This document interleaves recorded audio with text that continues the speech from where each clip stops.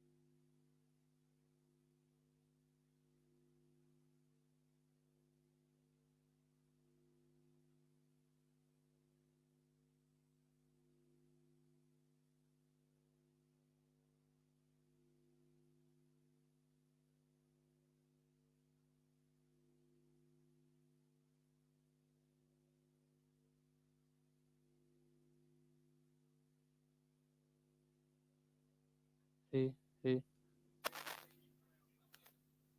his, her.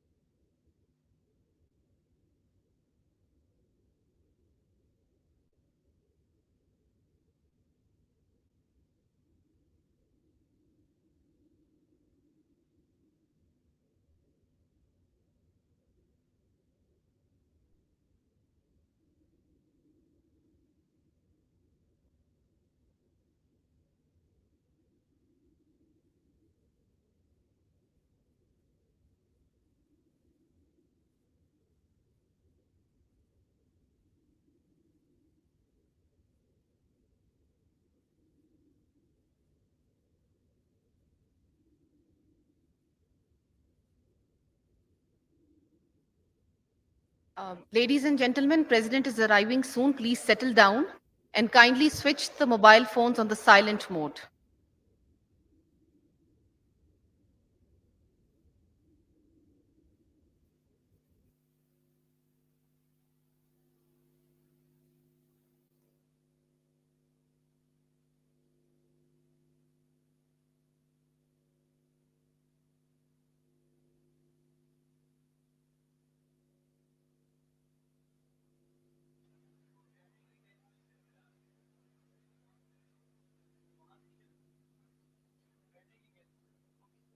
Kindly sub बैठ जाएं. President is about to reach.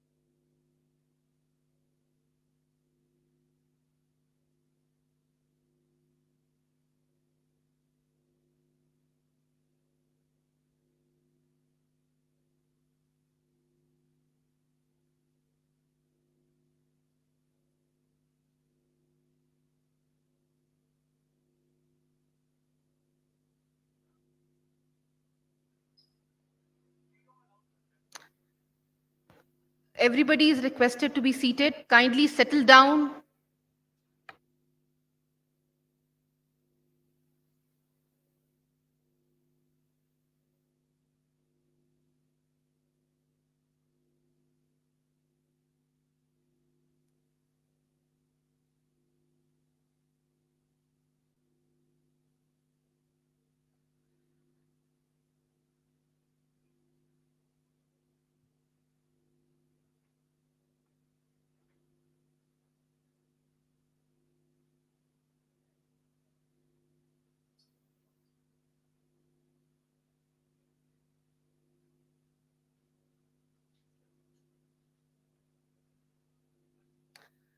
Ladies and gentlemen, President of the Islamic Republic of Pakistan, Dr. Arif Alvi.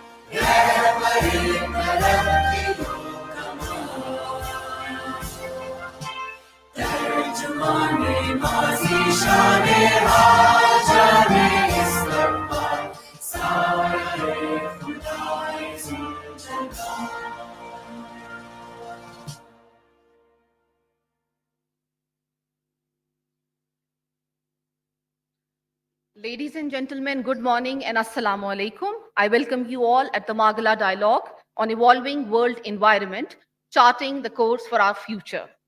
The formal proceedings of the Margalla Dialogue shall commence with a few verses of the Holy Quran. بسم الله الرحمن الرحيم. In the name of Allah, the entirely merciful, the الله العظيم. Jazakallah. Members of the diplomatic corps, distinguished experts, scholars, worthy speakers, honorable participants, ladies and gentlemen, we are pleased to have you at the Margalla Dialogue. This year's dialogue will focus on the emerging geopolitical environment and its impact on international security. The problems that threaten the entire world, like climate change, food insecurity, water scarcity, pandemics, economic inequality, terrorism, and the tyranny of algorithm-driven media narratives shall be the focus of discussion. Scholars from world over, including Pakistan, UK, China, Russia, USA, Qatar, Republic of Korea, and Italy are participating in the dialogue. Before we commence with the dialogue proceedings, I'll request the audience for a 1-minute silence in support of our Palestinian brothers and sisters.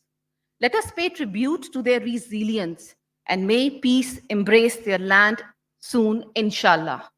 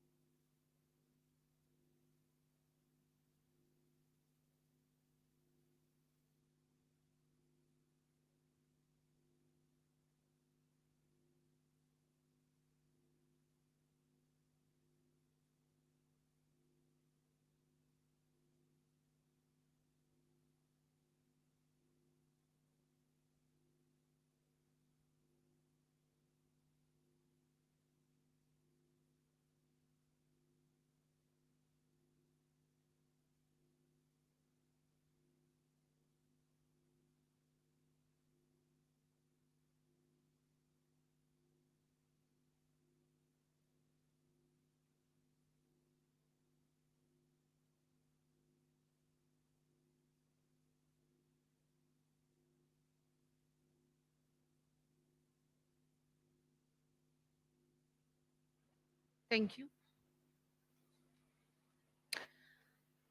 I would now request Ambassador Dr. Raza Muhammad, President, Islamabad Policy Research Institute, for the welcome remarks.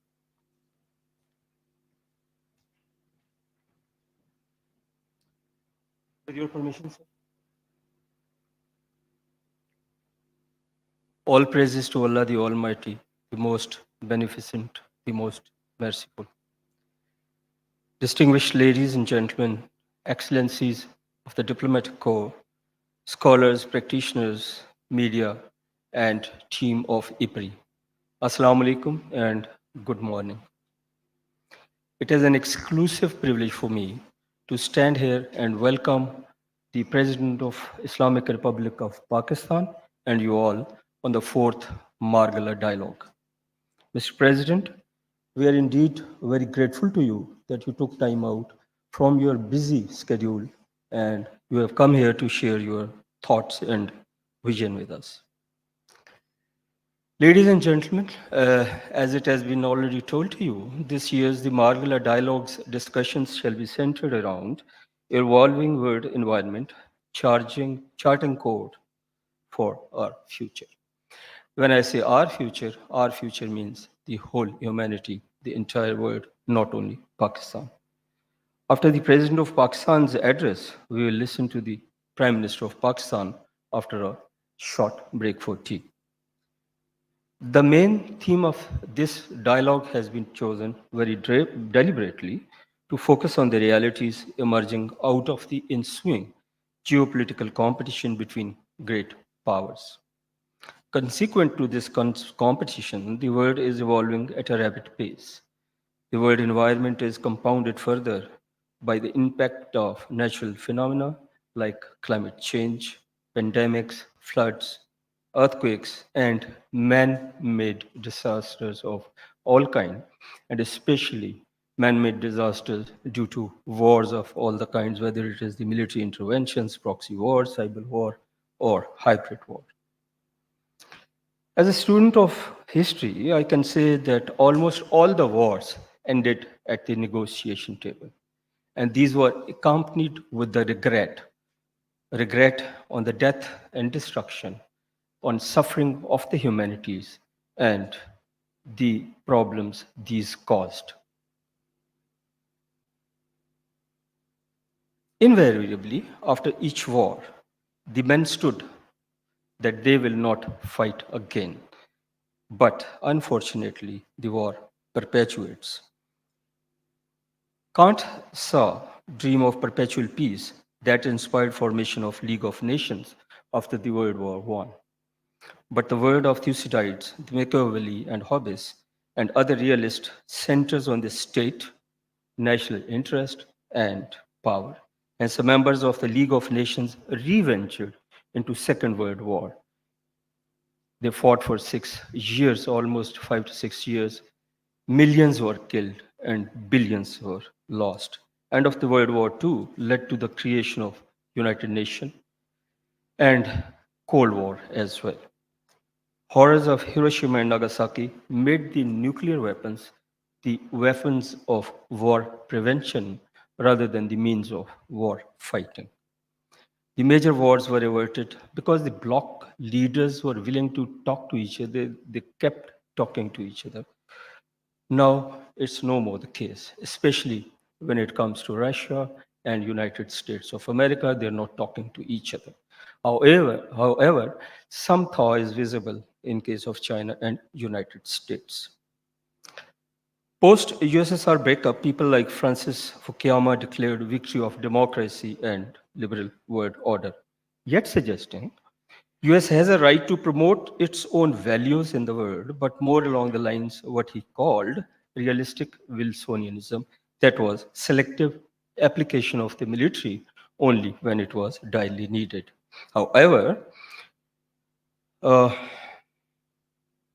Samuel P. Huntington was very vocal, and he blew the bugles of war of civilization, saying that the people's cultural and religious identities will be the primary source of conflict in the post-Cold War era, and he has proven right to quite some extent. The brief and tentative peace was assailed by the post 9/11 unilateralism, which paved way for multilateralism. And now we see the minilateralism emerging in the world, which is beset with heightened competition, and it has been exacerbated by the war in Ukraine and recently utter devastation in Palestine. This situation is engendering competing alliances marked by deglobalization, decoupling, and de-risking. And this is all aimed at obtaining advantage over the competing rivals and containing the rise of the political rivals, potential rivals.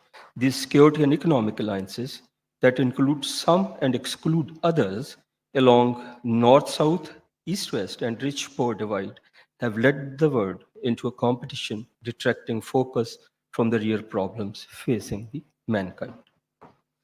The regional mini-alliances like Quad, AUKUS, I2U2, Abrahamic Accords thrive at the cost of multilateral alliances like United Nations and World Trade Organization. And these are eroding the unity and are fragmenting the world and its capacity to mount a unified challenge to emerging threats to the globe.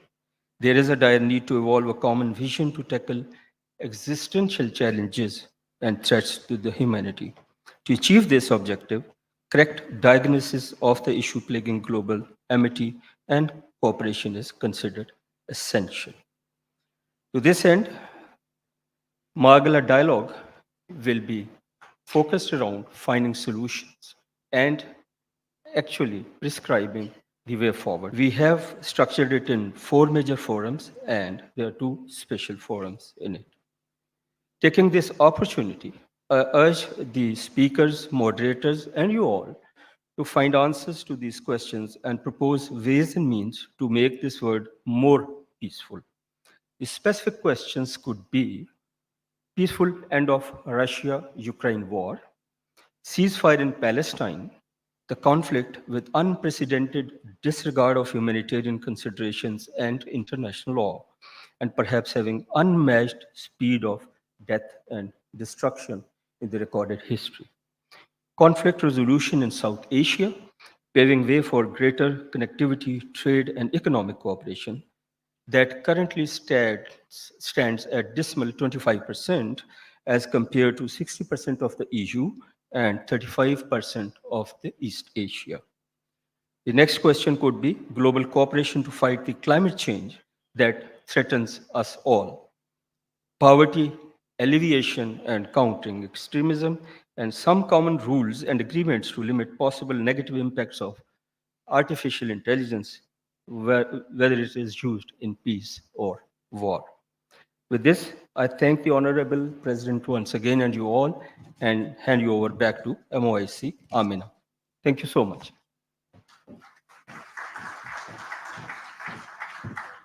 Thank you, sir. For the inaugural address, we have our honorable chief guest, Dr. Arif Alvi, President of the Islamic Republic of Pakistan. I now request Dr. Arif Alvi for the address.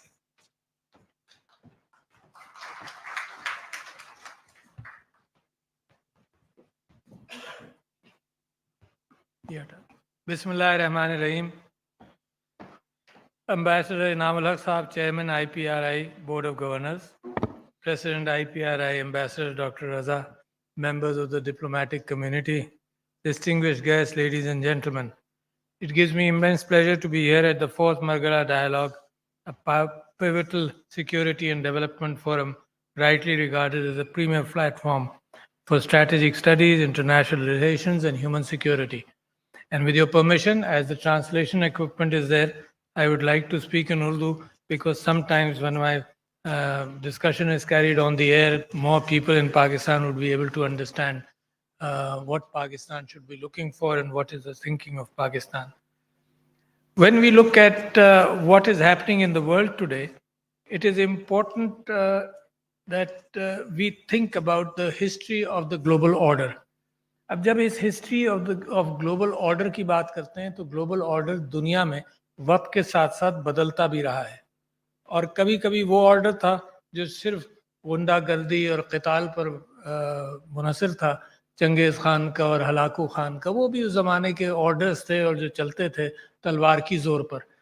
मगर जब मौजूदा global order की हम history देखें तो उसकी शुरुआत उस रीजन से होती है जहाँ पर रेनेसांस हो रहा था, जहाँ पर तरक्की हो रही थी, जहाँ पर वेपन्स, नए नए वेपन्स भी बन रहे थे, जहाँ पर इंसानी सोच, आर्ट, कल्चर, सब कुछ का एक बहुत बड़ा खूबसूरत इर्तिका हो रहा था, and that is the renaissance in Europe.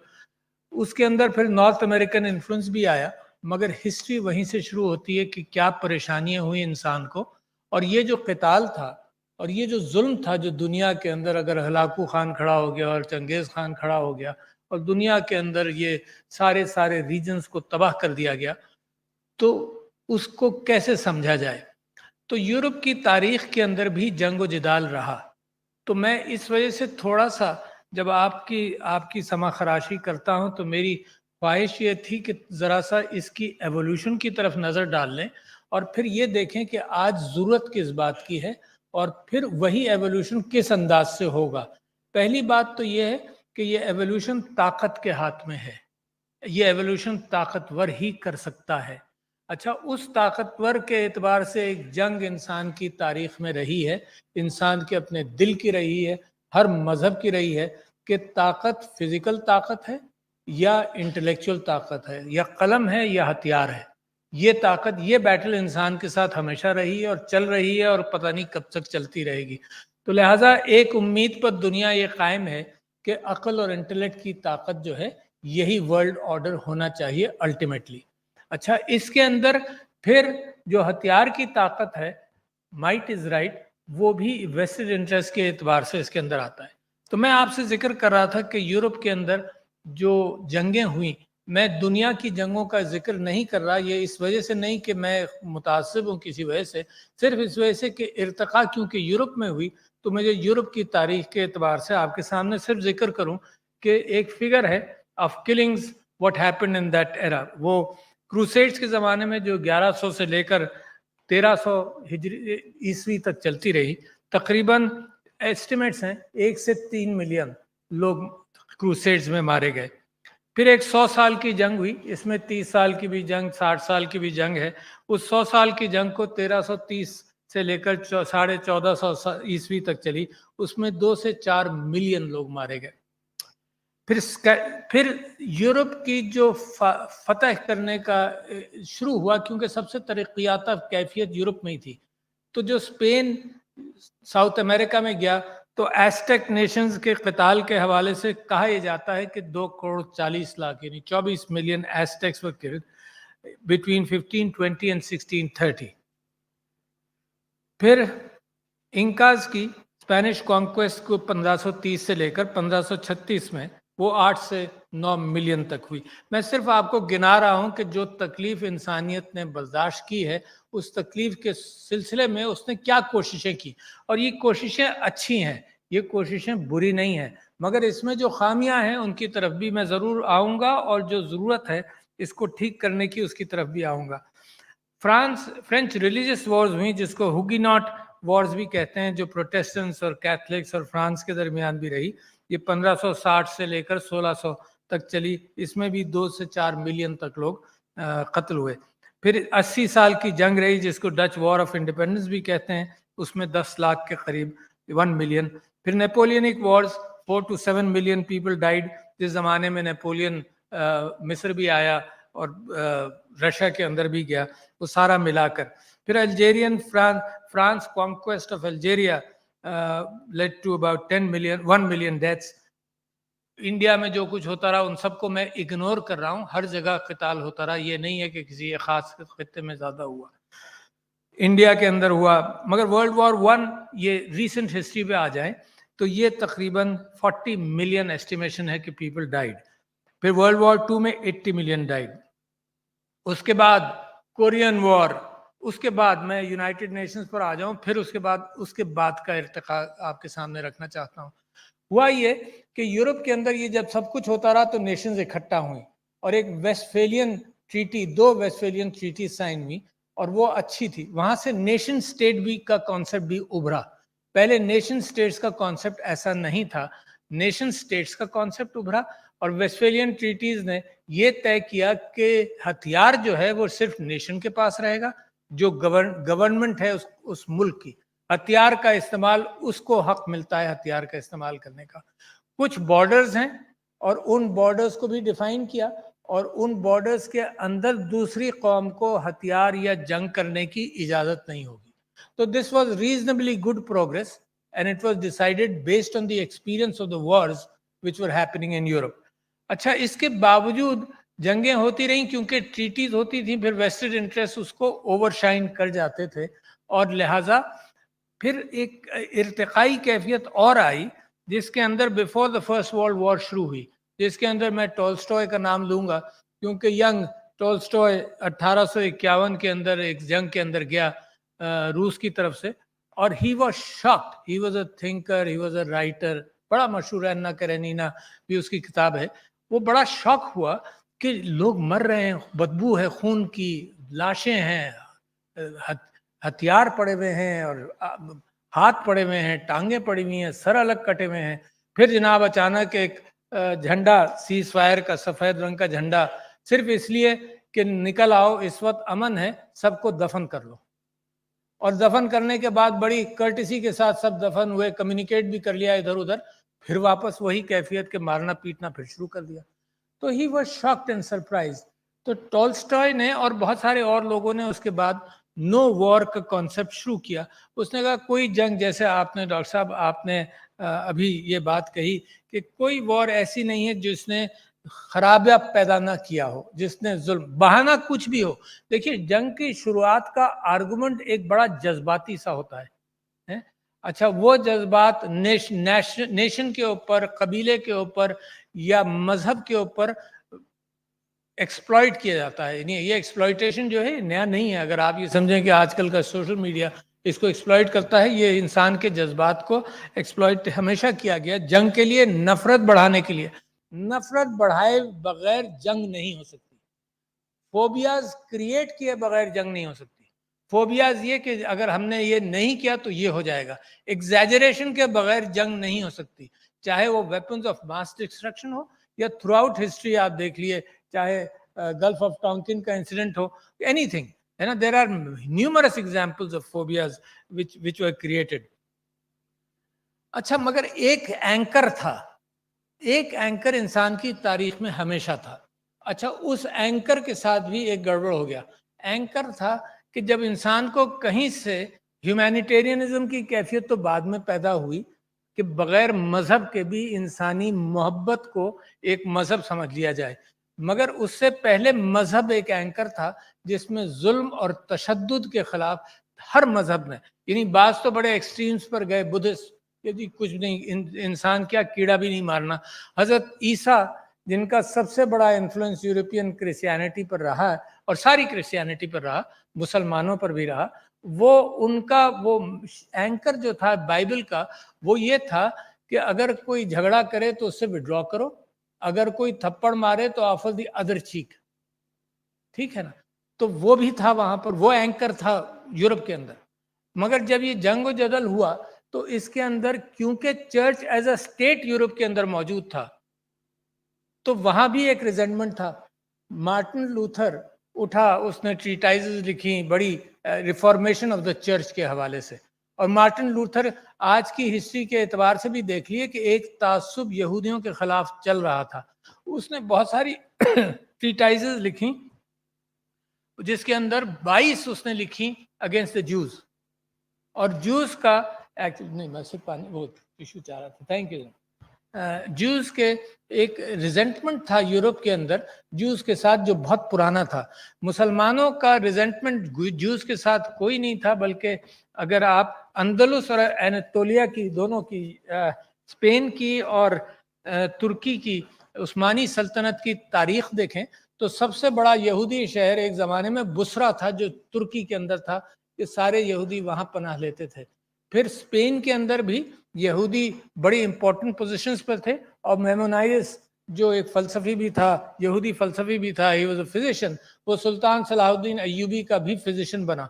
تو یورپ کے اندر ایک انڈر کرنٹ, ایک تعصب کا یہ چل رہا تھا جس کے نتیجے میں الٹیمیٹلی ایک اس کو استعمال کر کے اس تعصب کو ہولوکاسٹ بھی ہوا.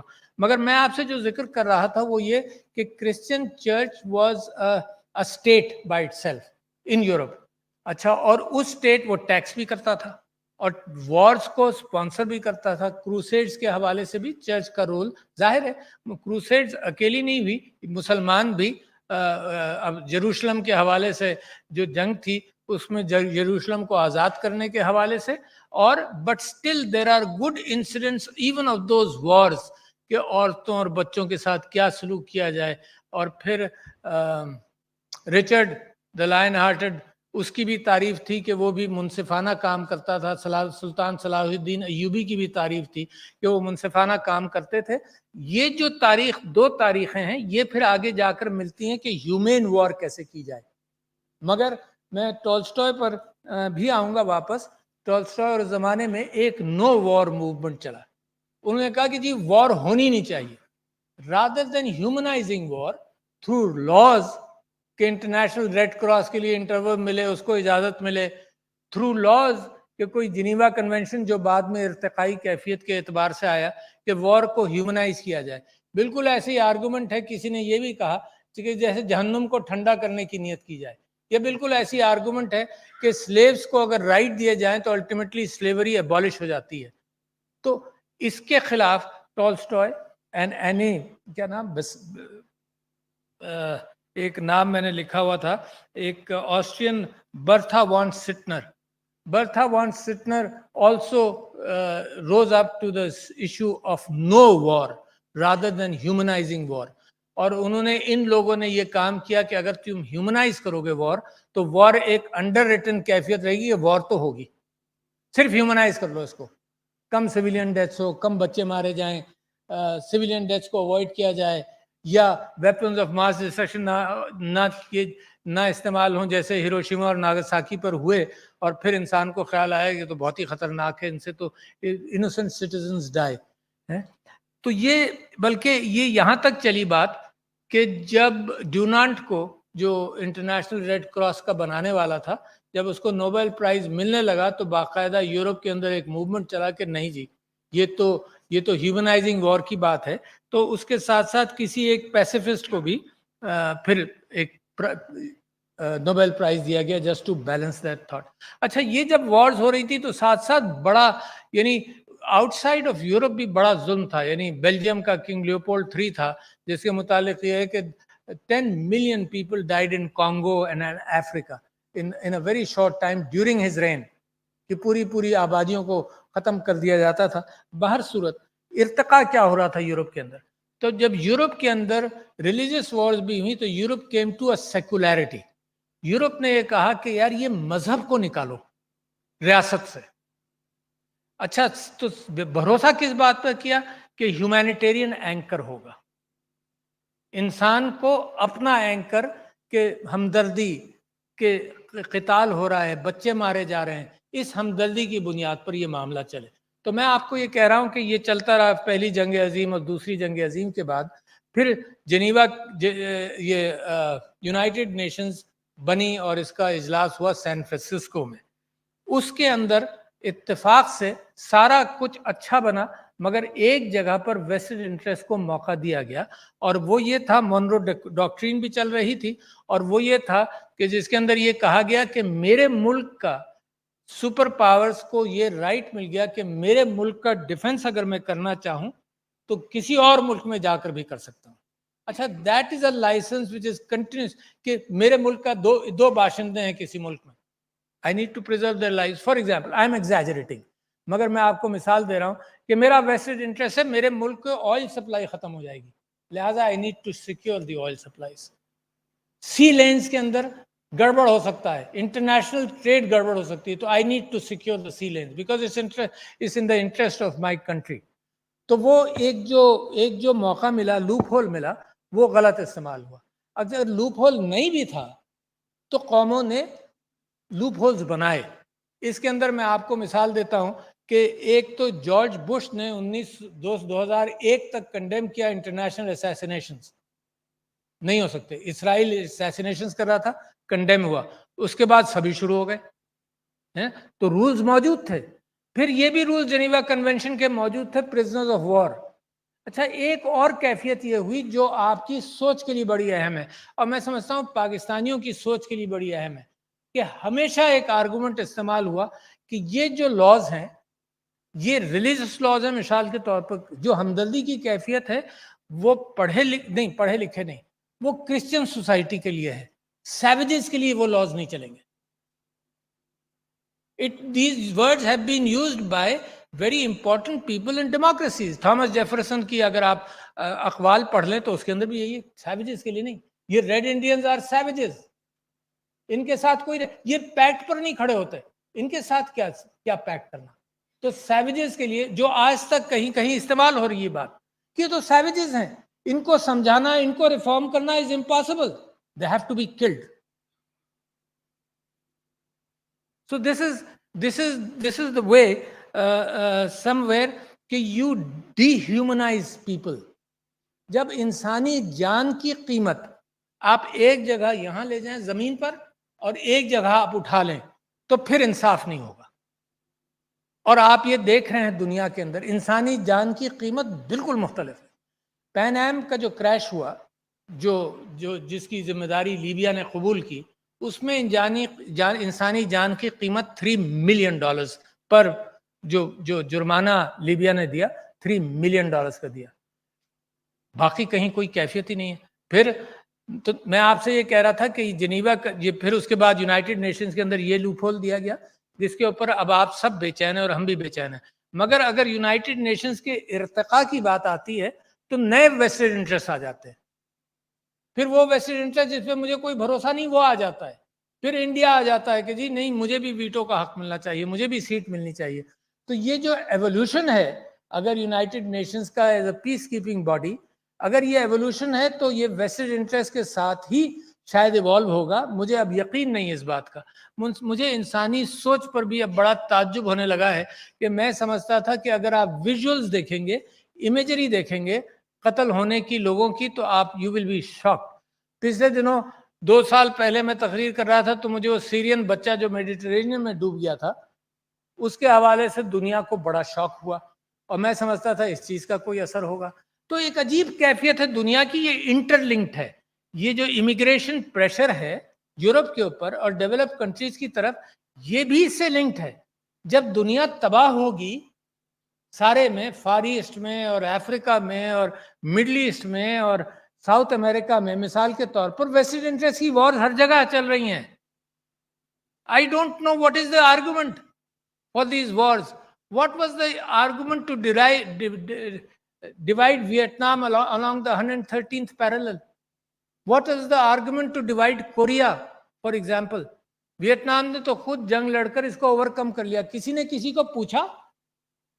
Only 2 people stood up, which included Bertrand Russell and Jean Paul Sartre, کہ انہوں نے کہا جی وار کرائمز ٹرائلز ہوں گے.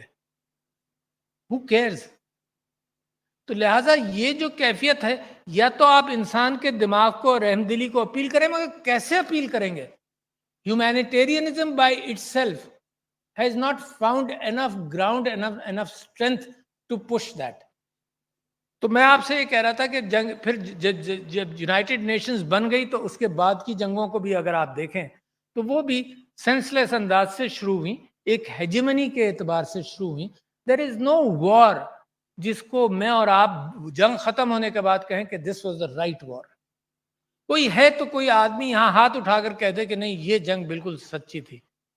Of course a lot of us agree at some point کہ بھائی دہشت گردوں کی جنگ جو سویلینز کو ایسے مارتے ہیں that is the right war. میں اس سے بھی اگری کرتا ہوں. مگر میرا پرائمری قصہ پھر یہی چلتا ہے کہ ریفارم کرو گے یہ سب سیویجز ہیں، ان کو سب کو چن کر مارنا ہے. یعنی اگر غزہ کے اندر جانا ہے تو حماس کو پہلے ڈسٹروائے کرو، بیچ میں کولیٹرل ڈیمیج جتنا بھی ہو. ایک یہ ورڈ کولیٹرل ڈیمیج کا ہے، کوئی ہیروشیما ناگاساکی پر کولیٹرل ڈیمیج.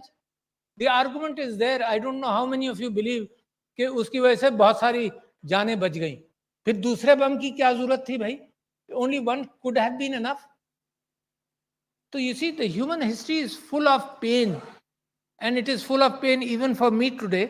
And مطلب in the last 2-3 years, پچھلی مرتبہ میں نے یہیں کسی فورم پہ گفتگو کی تو مجھے کسی نے کہا کہ اسٹیون پنکر کی کتاب پڑھو better angels of our future.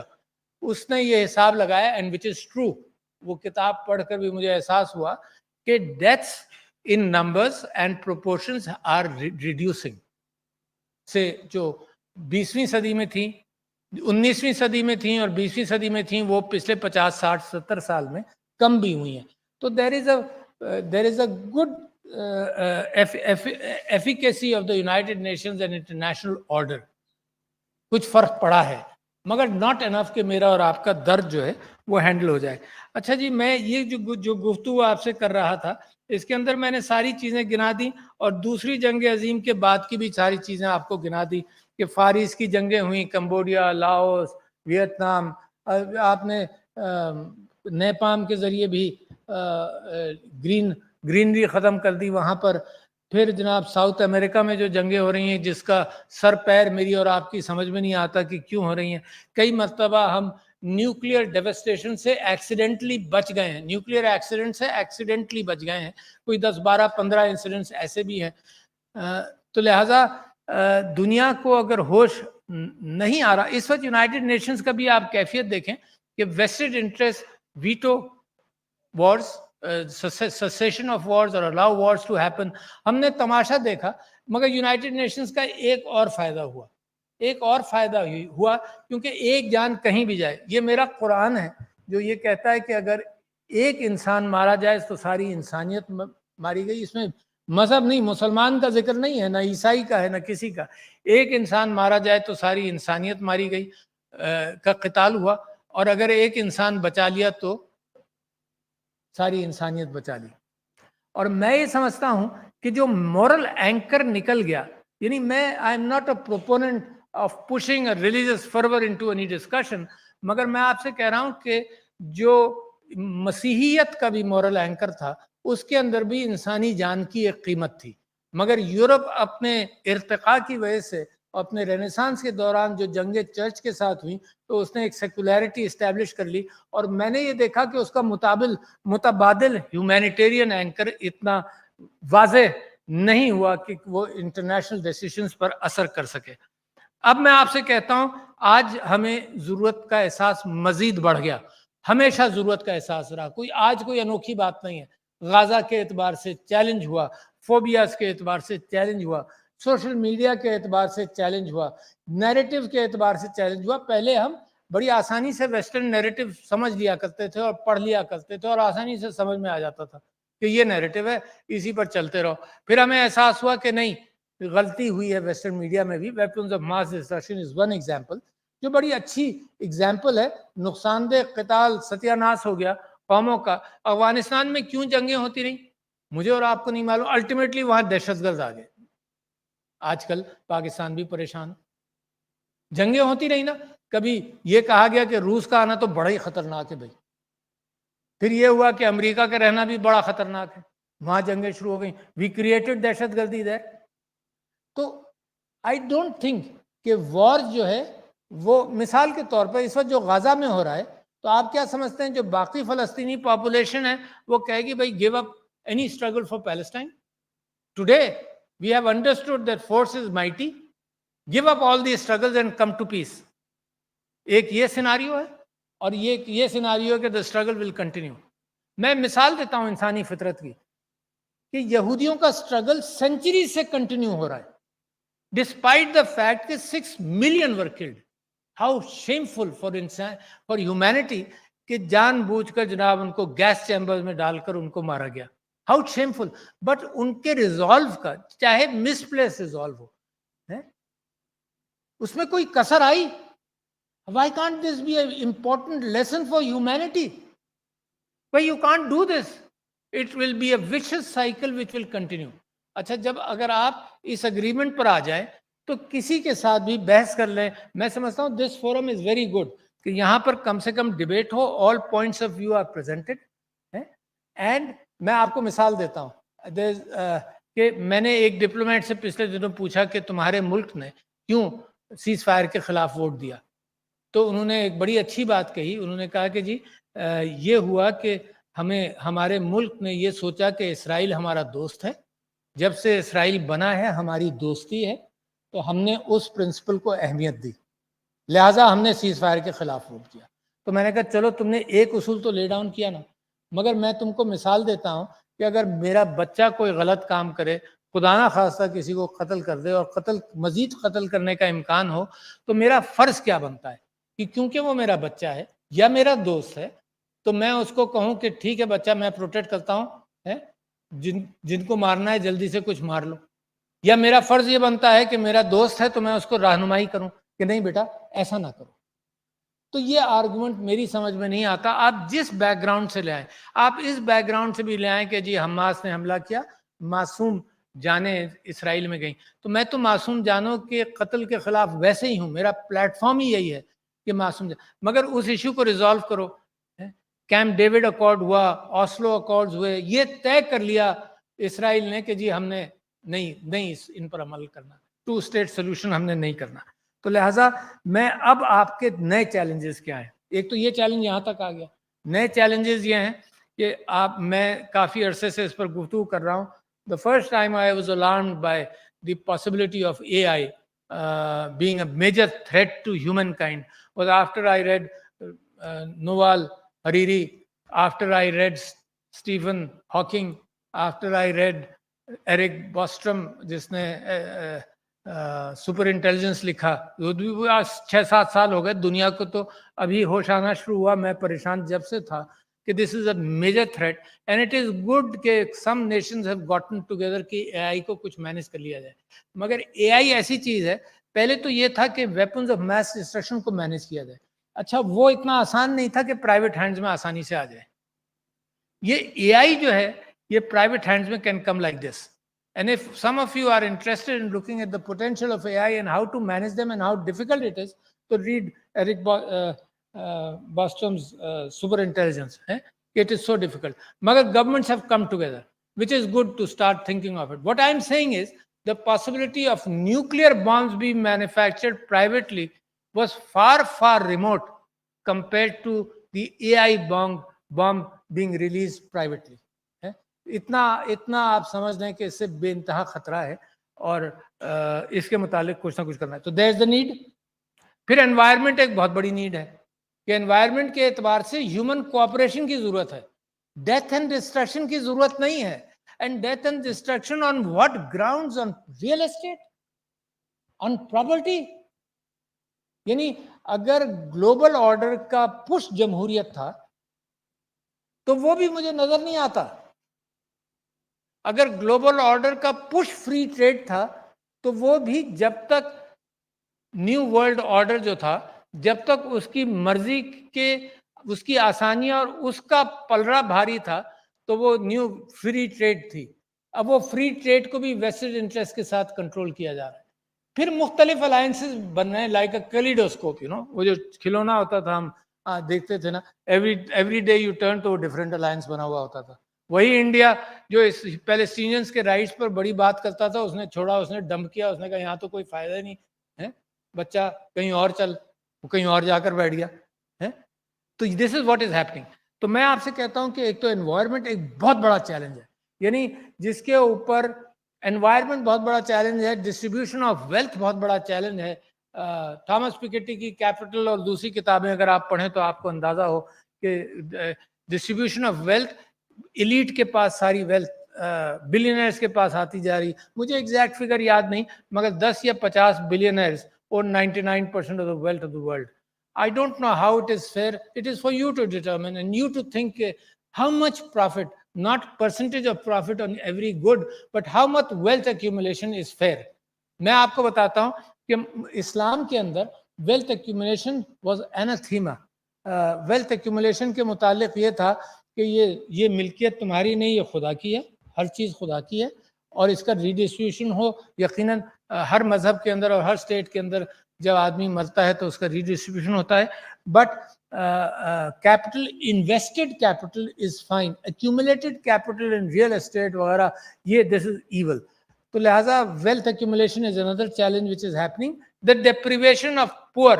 یار جو وارز پر خرچ ہوا ہے, یہاں کون آدمی ہے وہ یہ نہیں کہے گا کہ اگر ان میں سے آدھا بھی خرچہ ہو جاتا.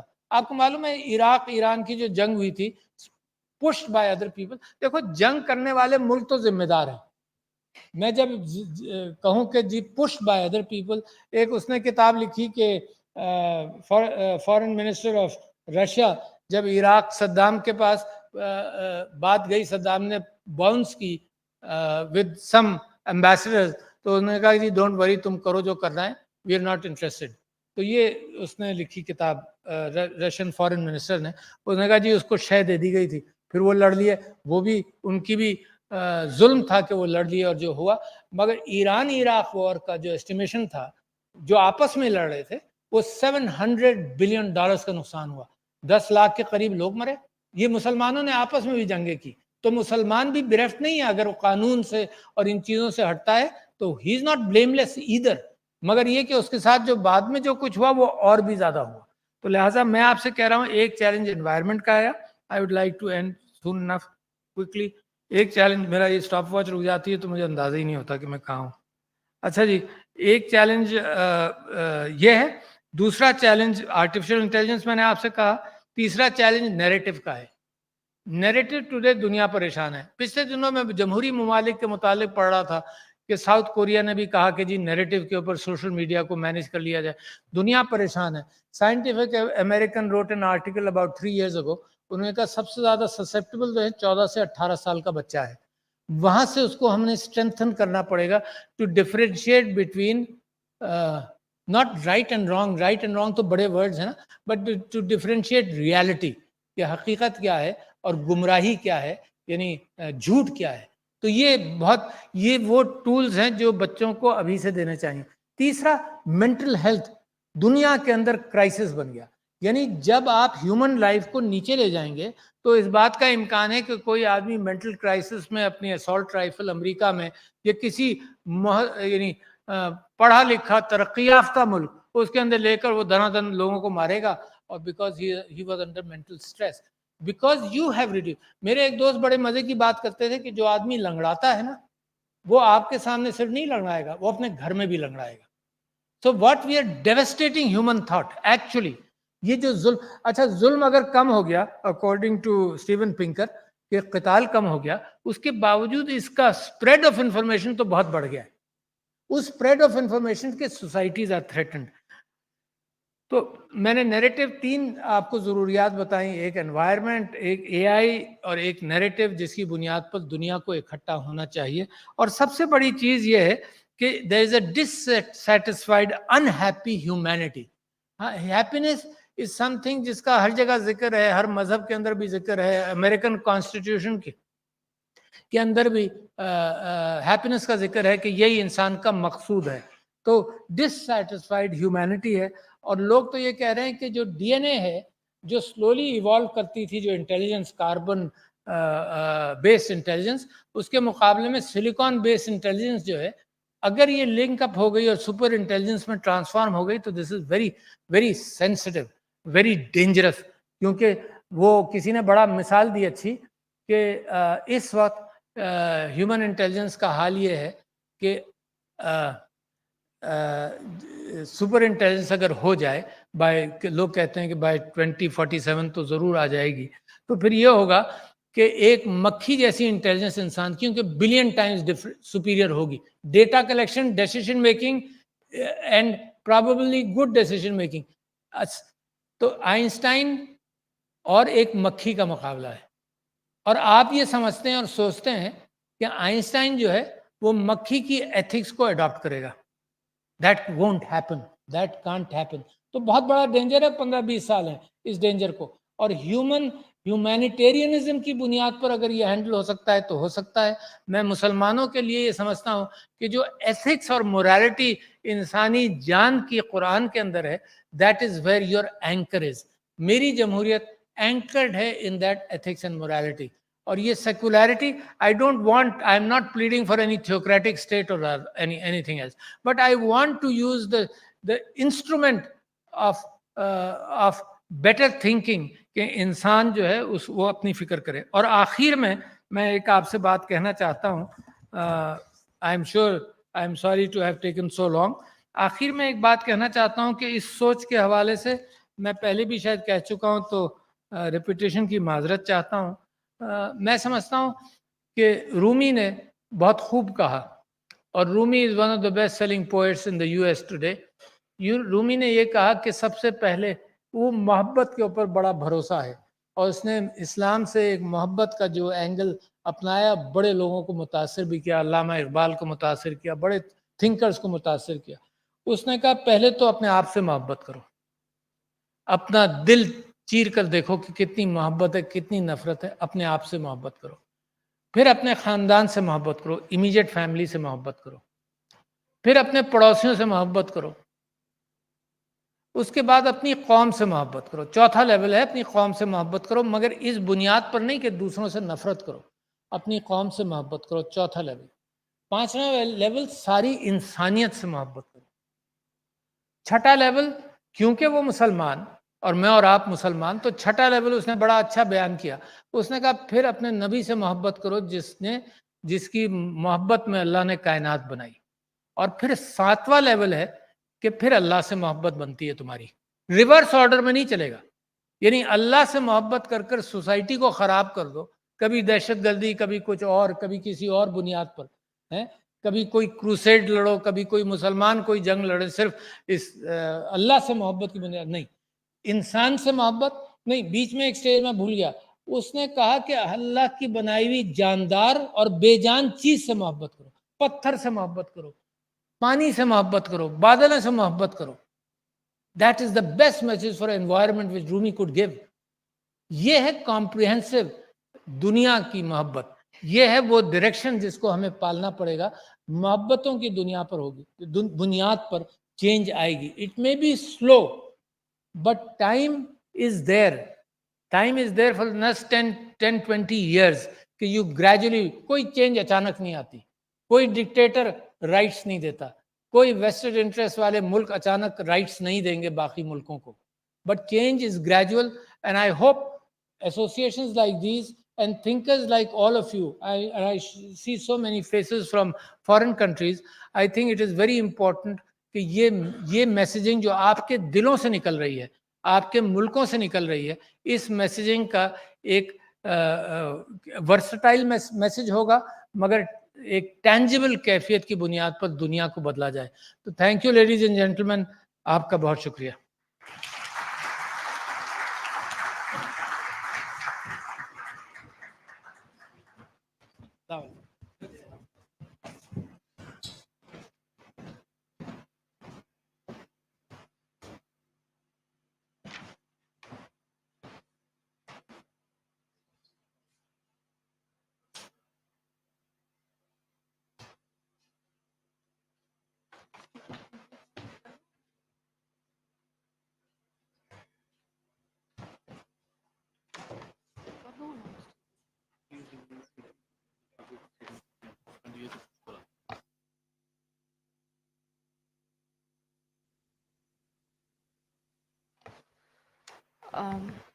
Thank you very much. I would now request the guests and participants to proceed for refreshments in the marquee next to the hall and kindly reconvene back to the hall by 1200 hours, because then we have the Margalla Dialogue special session. And for the special session, we have with us Prime Minister Anwarul Haq Kakar. Thank you.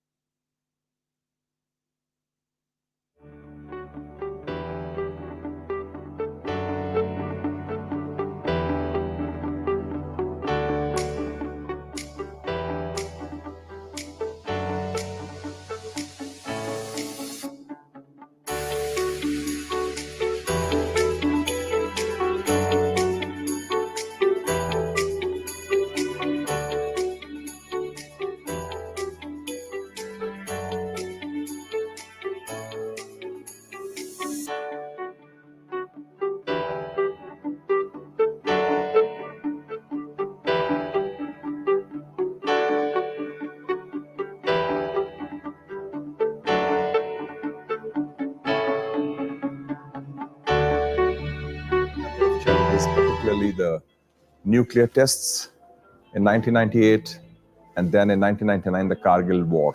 IPRI's focus is to provide qualitative research inputs using data, innovation, and technologies. Islamabad Policy Research Institute is one of the premier research institutes in Islamabad, which is focused on policy research. And it has been given a singular distinction of being ranked 74th in the government-owned think tanks. We give these inputs after research with empirical data to the policymakers and expect them to use it for betterment of the country. Islamabad Policy Research Institute has undergone major reorientation and major overhaul during last 3 years. Presently, we have multiple departments working in IPRI. We have a department which works on the international relations and international law. We have the economic security chair and international law chair as well. Most of our research products are now oriented towards real issues, and carrying out empirical research based on the issues that are of direct relevance to the policymakers. And they span a wide gamut from strategic studies, public policy and governance, international relations, international law, and economic security. My name is Maham Naveed, and I'm the Chair for Lawfare and International Law at the Islamabad Policy Research Institute. Our division puts out policy-driven research on issues of international law that intersect with national security dilemmas. The aim is to conduct research and put out policy briefs and research that informed policy making at the highest level. IPRI is placed at a very unique intersection in terms of the research and the kind of corridors that we move in. We not only have the kind of independence that comes with think tanks that operate freely and privately in the private sphere, but we also have the kind of influence. The goal behind conducting such research is to inform the government and the international community of Pakistan's international obligations. The kind of dispensation of knowledge that comes with being tasked with important research profiles and policy briefs that we engage in with ministries and other organizations. The ideal is that Pakistan comes in line with all its international obligations and becomes an upstanding member of the international community. And that kind of outreach at this stage of my career is very hard to come across in other organizations. And I'd say that was my main motivation for joining IPRI. This is Dr. Anil Salman, Chair Economic Security at Islamabad Policy Research Institute. And IPRI has this exclusivity for establishing this chair. This chair is funded by Karachi School of Business and Leadership. And the research areas in which we are working is economic security, international trade, macroeconomics, and defense economics. यहाँ पे जो research होता है वो बहुत impactful होता है और मेरा मेन मोटिवेशन ये था कि कोई इम्पैक्टफुल रिसर्च करके कोई इन्फॉर्म पॉलिसी डिसीजन आगे फॉरवर्ड की जाए. I have a team of 2 brilliant economists, and the activities that we are carrying out over here are the podcasts. आपने हमारे snapshots देखे होंगे, which comes twice a month. Then we have our research publications available on the web. और हमारे साल में 2 schools होते हैं. One is the winter school and another one is the summer school. I'm pleased to share here that for quite some time, IPRI has gone very interactive with the diplomatic community, and we try to project their point of view as well from our forums. Our distinguished lecture series, which is titled as Diplomatic Reflections, we have been successful in bringing a host of diplomats from various countries. The ambassadors, the excellencies, they come here and they make a point. They present their country's foreign policy evaluation, and they try to draw parallels with where Pakistan stands with them. Our advocacy and communication department is the one which actually synthesizes all the efforts and projects it very aptly in media, in print, and other spaces. My name is Siddiq Humayun, and I'm the Director for Advocacy and Communications here at IPRI. मेरा किरदार director communication के साथ बतौर assistant का है. Communication department IPRI का एक अहम हिस्सा है. In my department, we use many visual products to project IPRI's groundbreaking research to the world. This includes infographics, video explainers, video podcasts, data dashboards, among many others. My job is to project all the work that our team does. So that includes handling all of the social media profiles, and along with that, I also get to host a show called Policy Beats. This is where we invite subject matter experts to delve deeper into policy issues. Here at Stratcom, we have products such as podcasts, explainers, infographics, and dashboards. Our dashboards are designed to present complex data into simple and user-friendly format that enables our users to get trends, metrics, and insights that are relevant to their objectives. Being a data visualizer, I turn the data into creative visuals to make the narratives more understandable. Ever since the inception of IPRI, it has made enormous contribution in the field of academia and information. It has published several books, monograph series, policy papers, and newsletters. But I guess the most important is IPRI Journal, which is the face of IPRI. I am pleased that I am here to edit the Y category, prestigious HEC recognized journal. which has made landmark strides in national and international horizons of research. IPRI journal, it is published biannually. It is indexed and abstracted by various renowned abstracting and indexing agencies all over the world. It has an advisory board which meets annually. In its advisory board, we have very renowned academicians, practitioners, scholars, and policymakers. It has an advisory board, editorial board, which is very rich in its experience. It covers all interdisciplinary issues pertaining to economy, politics, and strategic studies, which attracts several authors from various parts of the world, and this is the reason why of its success in the world. मैं यहाँ पे library के जो मुकम्मल operations हैं, library automation और library managements, community engagements और ये सारी ऑपरेशन में ओवरऑल लाइब्रेरी की ओवरसी लुक आफ्टर कर रहा हूँ। IPRI की लाइब्रेरी में फिजिकली हमारे पास 4500 प्लस बुक्स हैं।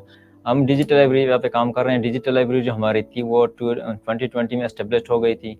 डिजिटल लाइब्रेरी का नाम हमने रखा रीडर्स लॉन्च के नाम से। उसमें हम मुख्तलिफ़ किस्म की रिसोर्सेज हमारे पास मौजूद है। जो हमारे मेंबर्स हैं वो 1000 प्लस हैं और हम उनको भी सर्विसेज प्रोवाइड करते हैं ईमेल के थ्रू, व्हाट्सएप के थ्रू, इन और ऑफ कैंपस वो हमें क्यूरी भेजते हैं तो हम अपने अवेलेबल रिसोर्सेज में से वो चीज़ सर्च करके डाउनलोड करते हैं और उनको प्रोवाइड कर देते हैं। फॉर एग्जांपल हमने EGC के रिसोर्सेज वहाँ पे ली हुई हैं और साथ में हमने मुख्तलिफ़ किस्म के सब्सक्रिप्शन भी की हुई हैं। जे स्टोर के सब्सक्रिप्शन हमारे पास फुल एक्सेस है और इसमें हमारे पास foreign affairs, foreign mix policy, foreign magazines और वो दी वॉल स्ट्रीट जर्नल्स और इसके साथ ही न्यूयॉर्क टाइम्स, ये सारे रिसोर्सेज हमने सब्सक्राइब किए हुए हैं। टेलर एंड फ्रांसिस है, विले एंड ब्लैकवेल है, इब्रेरी है, स्प्रिंगर है। इसमें जितना भी मटेरियल अवेलेबल है डिजिटली वो हम उसको एक्सेस करते हैं और हमारे यूजर से रेलिवेंट क्यूरीज को हम वहाँ से भी सॉल्व करते हैं। 15,000 प्लस जो है हमारे पास डिजिटल कलेक्शन है, उसमें ई बुक्स है 8,000 प्लस। हमारे पास जो मैगजीन्स है डिजिटल ई न्यूज़पेपर्स वगैरह के, ई रिसर्च आर्टिकल्स जो हमारे पास हैं वो 2000 प्लस है और जो हमारे पास ई आर्टिकल्स हैं तकरीबन 3000 प्लस है। और साथ साथ हमने फ़िज़िकल कलेक्शंस भी ली हुई हैं और उसमें हमारे साथ है 5000 प्लस फिजिकल कलेक्शन है। वो डिफरेंट सब्जेक्ट्स कवर कर रहे हैं। हमारी जो थिंक जिसको बेस कर रहा है स्ट्रेटेजिक स्टडीज़, कम्युनिकेशन, सिक्योरिटीज़ और इन सारी चीज़ों पे हमारे पास बुक्स अवेलेबल हैं। मैं यहाँ पे IPRI की जो वेबसाइट्स हैं जिनमें जर्नल की वेबसाइट है, IPRI की अपनी ऑफिशियल वेबसाइट है, IPRI की लाइब्रेरी की वेबसाइट है, उसके अलावा यहाँ पे नेटवर्क जो IPRI के अंदर इंटरनेट वगैरह सारे प्रिंटर्स वगैरह उनको देख रहा हूँ। दूसरा उसके अलावा मैं यहाँ पे IPRI के जो इवेंट्स होते हैं उनको टेक्निकली साउंड जो भी उनके टेक्निकली इवेंट्स को मैं देखता हूँ। लाइव स्ट्रीमिंग हो गई, वेबिनार्स हो गए। मेरा नाम अशफाक अहमद है। मैं यहाँ पे अकाउंट्स अफसर हूँ IPRI में 2001 से। फाइनेंस के तमाम मामले मैं खुद देखता हूँ और जितनी भी लेन देन है, बैंकिंग है, ट्रांजैक्शंस हैं, वो सारे और फंडिंग बजट्स सारे मैं खुद देखता हूँ। मैं IPRI में एज आ रिसेप्शनिस्ट और टेलीफोन ऑपरेटर काम कर रही हूँ और आने वाले हर मेहमान को खुशामदीद कहती हूँ। The culture emphasizes on research and innovation with a strong commitment to producing high quality work. IPRI is a very prestigious name in the think tank community. It is one of the most respected organizations in Pakistan. If you see the think tank landscape in Islamabad, there was a requirement of a think tank which could give the policy makers the right policy guidelines and right recommendations, which could be later on utilized, further refined, and used in the policy making domains. My area of research is US foreign defense policy and the domestic policy of the US and how the domestic policy of the US impacts its external relations with the rest of the world. I'm a researcher looking after study studies and Russia as a region specialist. Having studied international relations, I always wanted to get into a field or a career that would keep me relevant to international relations. I enjoyed studying international relations and I would have wanted that I get into a think tank so that I would always get to stay in touch with my area of study and my area of interest. Well, our major research products include policy briefs. We also conduct empirical field-based research studies, which are a bit longer than the research policy briefs. And we also do research with related to latest emerging issues. We in IPRI writes policy briefs, research articles, signing MOUs with international think tanks, and organizing seminars and conferences. I would say that there is a lot of impact in terms of policy relevance of those products and policy changes as well. We also conduct empirical studies and conduct active like data collection and analysis on the ongoing trends in national and international politics, which have impact as they are well in demand with government, international bodies, and foreign missions. And on that, we write short policy memos for the concerned government ministries. And we also publish and write mandated research papers, which are yearly. IPRI had a reputation and a name that was very well respected in international relations. While we were students, we got to hear a lot about IPRI, which inspired me to join IPRI. My aim was to get into the academia as well as make sure that I am making policy relevant researches, and IPRI was the one platform that helped me get through those achievements. So that was the main motivation, that I can produce products that would be relevant in the policy circles. We here produce research policy briefs which span the whole gamut of research policy landscape. They select the right topics, and the recommendations are oriented at those solutions which have to be presented to the policymakers for their implementation. Our research collaboration with the global think tanks like RAND, USIP, and so many other think tanks have gained a lot of traction of late, and we are in the process of conducting a research collaborative study with RAND, which is going to be published after 3 years, and that would be on a very novel and innovative idea of East-West connectivity. My motivation to join IPRI is passion in research and to work with a think tank, especially the one associated with motivated research decorum. My motivation to join IPRI initially was just the mere fact that it is part of the National Security Division. This allowed me to delve deeper into understanding how policy processes actually happen. So being part of IPRI has been a great pleasure because I get to learn something new every day. About the work environment, I would say that we get a lot of support from our superiors in terms of going into the field, as well as having people, connections that from the people that have the relevant data that we need for our researches, as well as when we make a product, they allow us and they motivate us to send those products to the relevant ministries, and we get so much feedback from that. So that is one thing that I would say, that this connections and field research is a better work culture that needs to have in other organizations as well. The work culture in IPRI is highly interactive, and a balanced approach is adopted in academic and analytical spheres. One thing I found really helpful about IPRI and its employees here is, since it was my first time at an organization like this, the documents that we are supposed to prepare, the way that files are prepared, everything is very unique to the structure of this organization. And you aren't left stranded or expected to just learn the ropes on your own. You can always approach your seniors, even if they're directors or the chairs or just other senior research associates. Everyone's very helpful here, and everyone's really encouraging, and everyone's really motivated to help everyone around them grow and not just keep it to themselves. IPRI का जो work culture है वो काफ़ी ज़्यादा dynamic और collaborative है, और इसमें सबसे ज़्यादा जो मेन काम होते हैं वो रिगरस रिसर्च वर्क होता है, और इस रिगरस रिसर्च की वजह से हम क्या ऐसे पॉलिसी रिकमेंडेशन दे सकते हैं ताकि उसका कोई इम्पैक्ट नजर आए. We value a collaborative approach where individuals from diverse backgrounds and expertise come together to drive our mission forward. The culture emphasizes on research and innovation with a strong commitment to producing high-quality work. The work culture at IPRI is very comfortable and friendly. Everyone is very helpful here, especially the seniors are very considerate of our growth and are always ready to teach us when called upon. Being part of Advocacy and Communications Department, everybody is requested to return back to the hall because we are about to start off with the Margalla Dialogue's special session.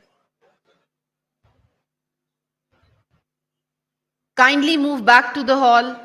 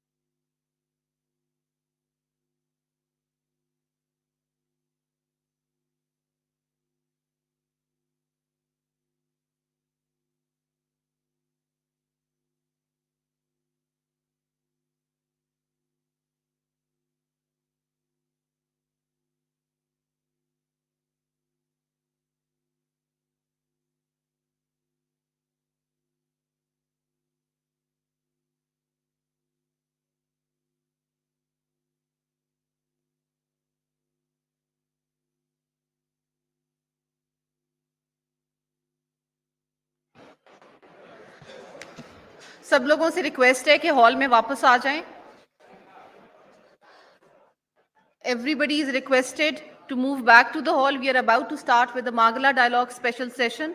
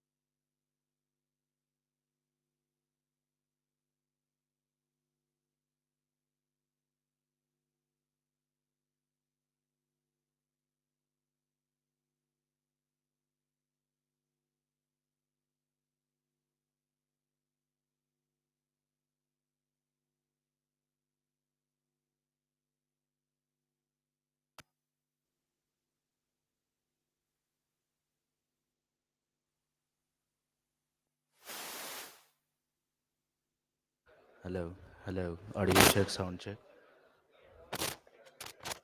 Audio check, sound check. Hello, hello.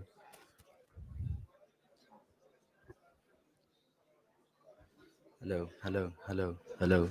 Audio check, sound check. Hello, hello, hello. Okay. Hello, hello. Check, check. Audio check. Hello, hello, hello. Sound check, audio check. Hello. Audio check, sound check. Hello, hello.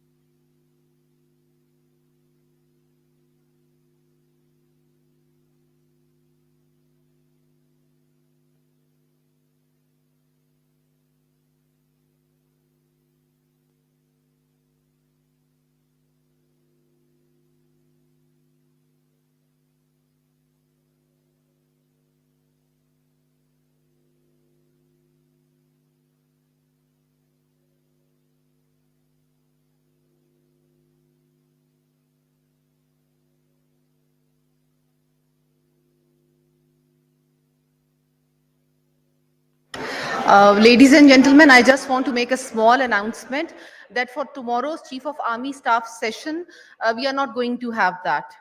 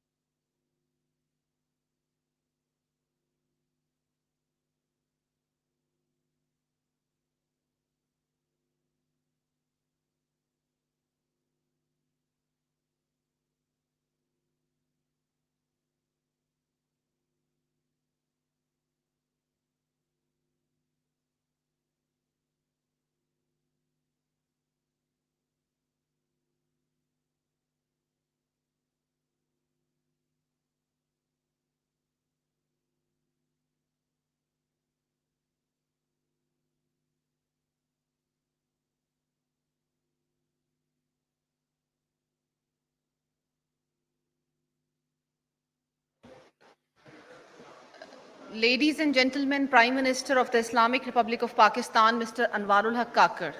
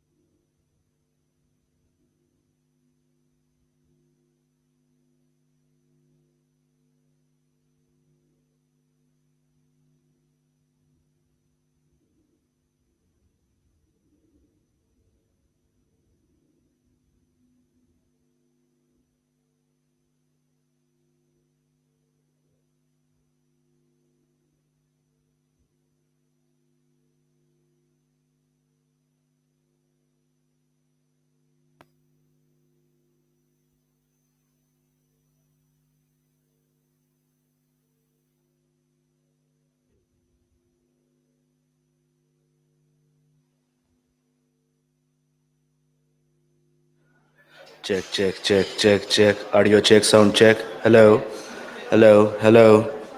Audio check, sound check. Hello. Audio check, sound check. Hello. Sound check, audio check.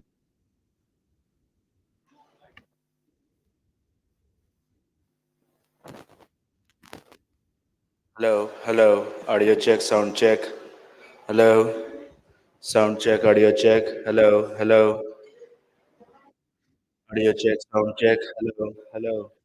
Audio check, sound check. Hello.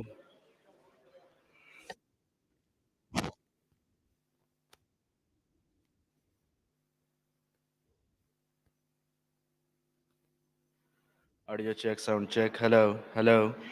Audio check, sound check. Hello, hello, hello. Audio check, sound check. Hello.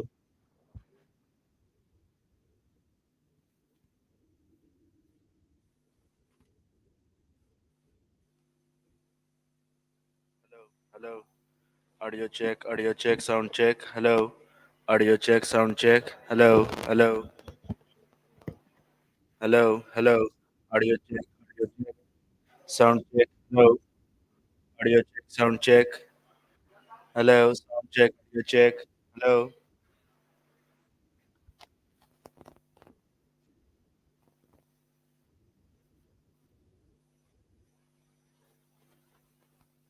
Hello, hello. Hello. Audio check. Sonata, audio check. Sound check. Hello. Audio check, sound check. Hello. Come on.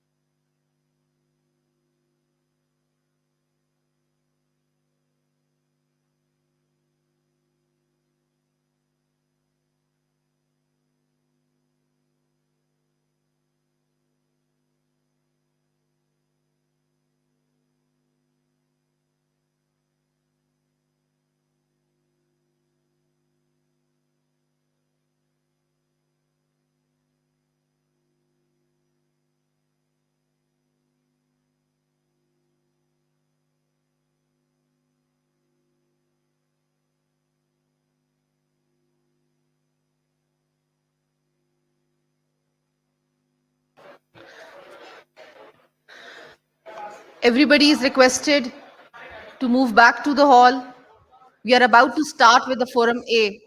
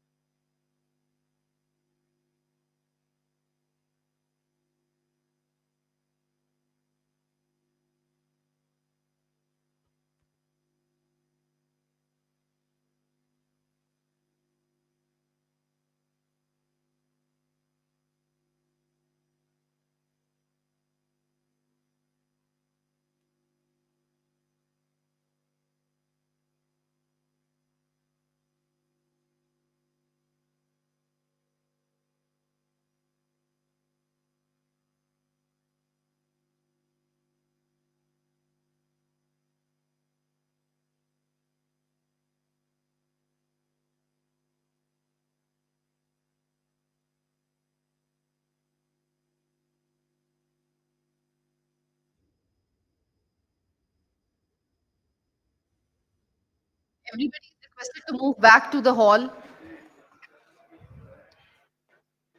We are about to start with the Forum A of the Margalla Dialogue.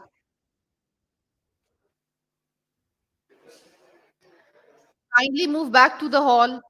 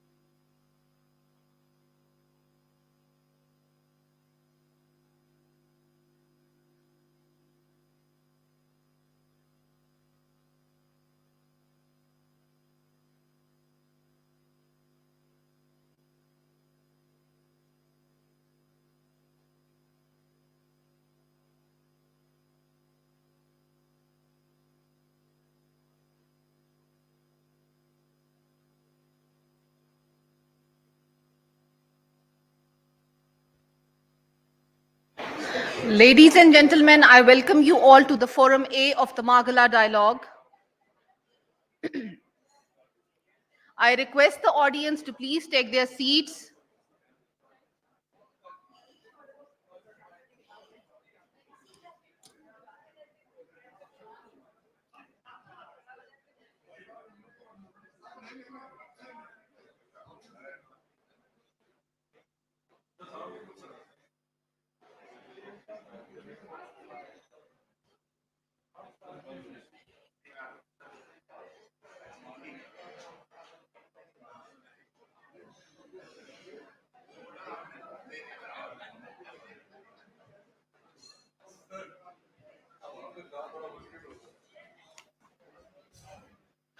Please get settled so that we can start off with the Forum A of the dialogue.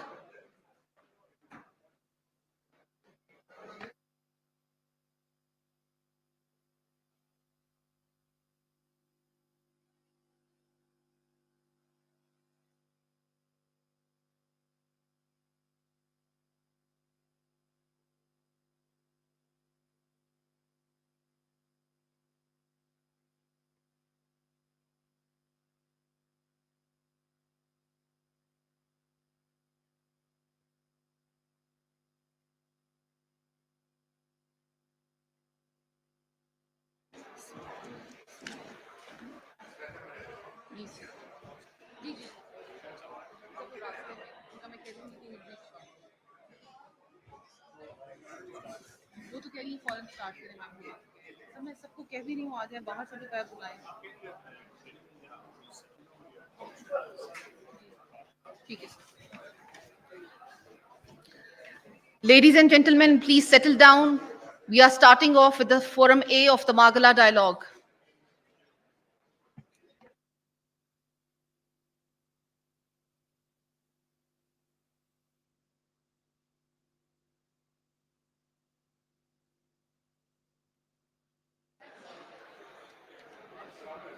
Ladies and gentlemen, I welcome you all to the Forum A of the Margalla Dialogue on geopolitical crossroads, international security in the age of competition.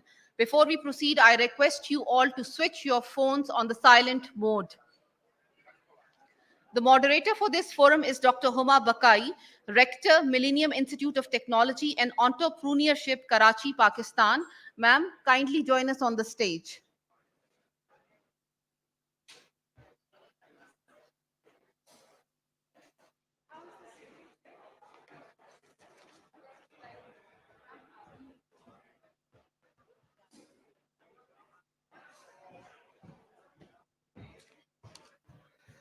In the forum, we have 4 distinguished speakers.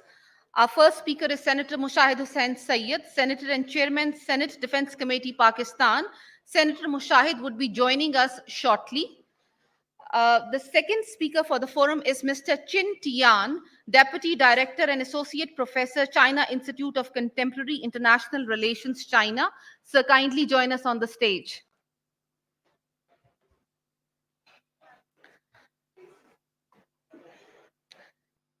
The third speaker for the forum is Dr. Alek Barabanov, Program Director, Valadia Discussion Club, Russia. Sir, kindly join us on the stage. Welcome, sir.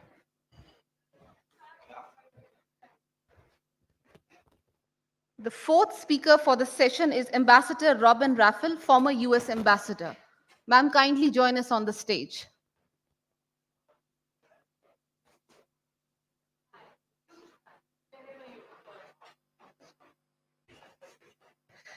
Now I hand over the forum proceedings to Dr. Huma Bakai. Ma'am, over to you.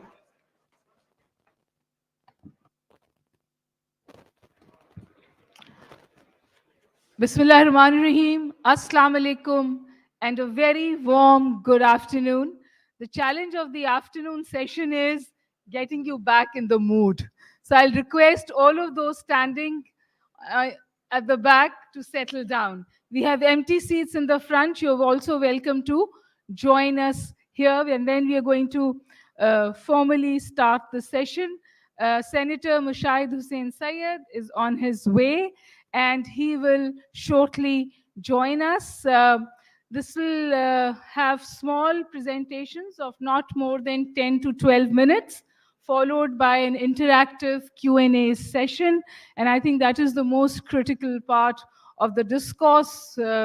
We've had 2 long monologues in the morning, so we are looking at inputs from the audience and then very good responses from a very august panel. Evolving world order environment, charging the course for the future. I don't even know if there is a world order at this moment in time. And if there is a world order that is evolving, it is dangerous and scary. With 2 wars going on, with unrestrained violence not being, nobody being able to tackle it, temper it, with hypocrisy and double standards becoming the norm, with international global organizations, international norms, international law, all of that becoming irrelevant to what is happening on the ground, the rising multipolarity, the role of middle powers, the whole concept of collaborating, hedging and hard hedging, and how alliances are being formed, and how those who projected human rights, democracy, constitutionalism, secularism, individual rights are behind all of what is happening in the world today. But the encouraging thing is that the street is alive, even if the capitals are slow in their response. And that is critically encouraging. The important question is, will that determine the future world order? For countries like Pakistan, of course, it is extremely challenging. Our geography and our tough neighborhood makes choices difficult for us, and we continue to work and navigate constraints and compulsions. And the title of the forum about competition is also critical. My favorite sentence is that competition, yes, cooperation, very nice, but conflict is not an option. Unfortunately, we are facing conflict. Senator Mushahid Hussain Sayyed has joined us. Thank you so much for coming.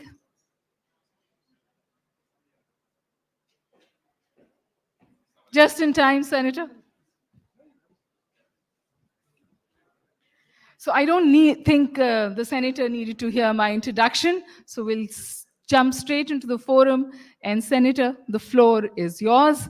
The plan is that 10 minutes of talking and then more time for Q&A. More time for Q&A. So the floor is yours, Senator. A warm welcome to Robin. Welcome home. Thank you, ladies and gentlemen. Assalamu alaikum and good afternoon. It's a great pleasure to be here at an institution hosted by Thinking General, Dr. Raza, Ambassador Raza, General Raza, and the institution which I founded when I was Minister for Information in 1999 in the aftermath of the Kargil War and the aftermath of the nuclear tests and the need for a rapid response think tank that could respond to the challenges of the times, which we had anticipated them. Ladies and gentlemen, we are talking of the evolving world environment, which is marked by turbulence and transformation, and which is marked by major historical changes not seen for a long time. And I'll just give you a brief summary of what world leaders are saying about the present epoch. President Biden has termed this the decisive decade. President Putin has termed it as the most dangerous decade. President Xi Jinping has referred to once-in-a-century changes that are occurring once in a century. The Chancellor of Germany has said that we are witnessing epochal tectonic change in the world. And perhaps the most important statement was made by the President of France, Macron, when he addressed ambassadors of his country, and he said that, and I quote, 300 years of Western hegemony is coming to an end. That is the key thing. The transformation, the change, the shift in the global balance of economic and political power from the West to the East, which the great poet of the East, Dr. Iqbal, had mentioned and recognized 90 years ago when he talked of see the sun rising in the East, and he talked of the rise of China 90 years ago. And we are seeing also, I think, the slow motion unraveling of the US-led global political and economic order and the decline of the United States and the general decline of the West. And the dawn of the 18th century together with the peaceful rise of China. In this context, we are seeing, ladies and gentlemen, two contrasting visions which are before us. In the last 20 years, we have seen the United States having a security-centric, military-dominated worldview, which was manifested in the so-called war on terror from 2001 to 2021, till the defeat of the United States in Afghanistan and their hasty exit from there. And in that period, the United States squandered $6 trillion, according to the Brown University based in Rhode Island, $6 trillion, resulting in about 1 million deaths of Muslims in Pakistan, Afghanistan, Iraq, Syria, Libya, and Somalia.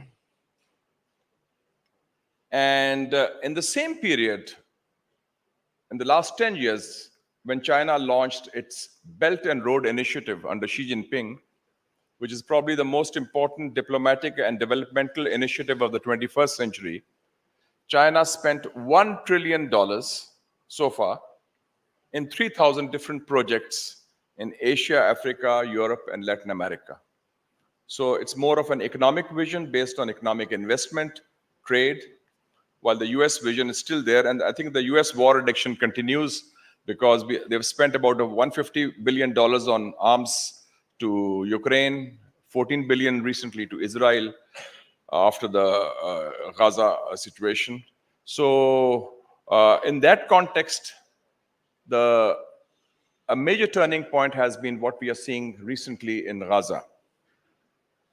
I think 3 wars in the last 50 years in the Muslim world have been important in reshaping the geopolitics of the region and also the mindset of a lot of Muslims.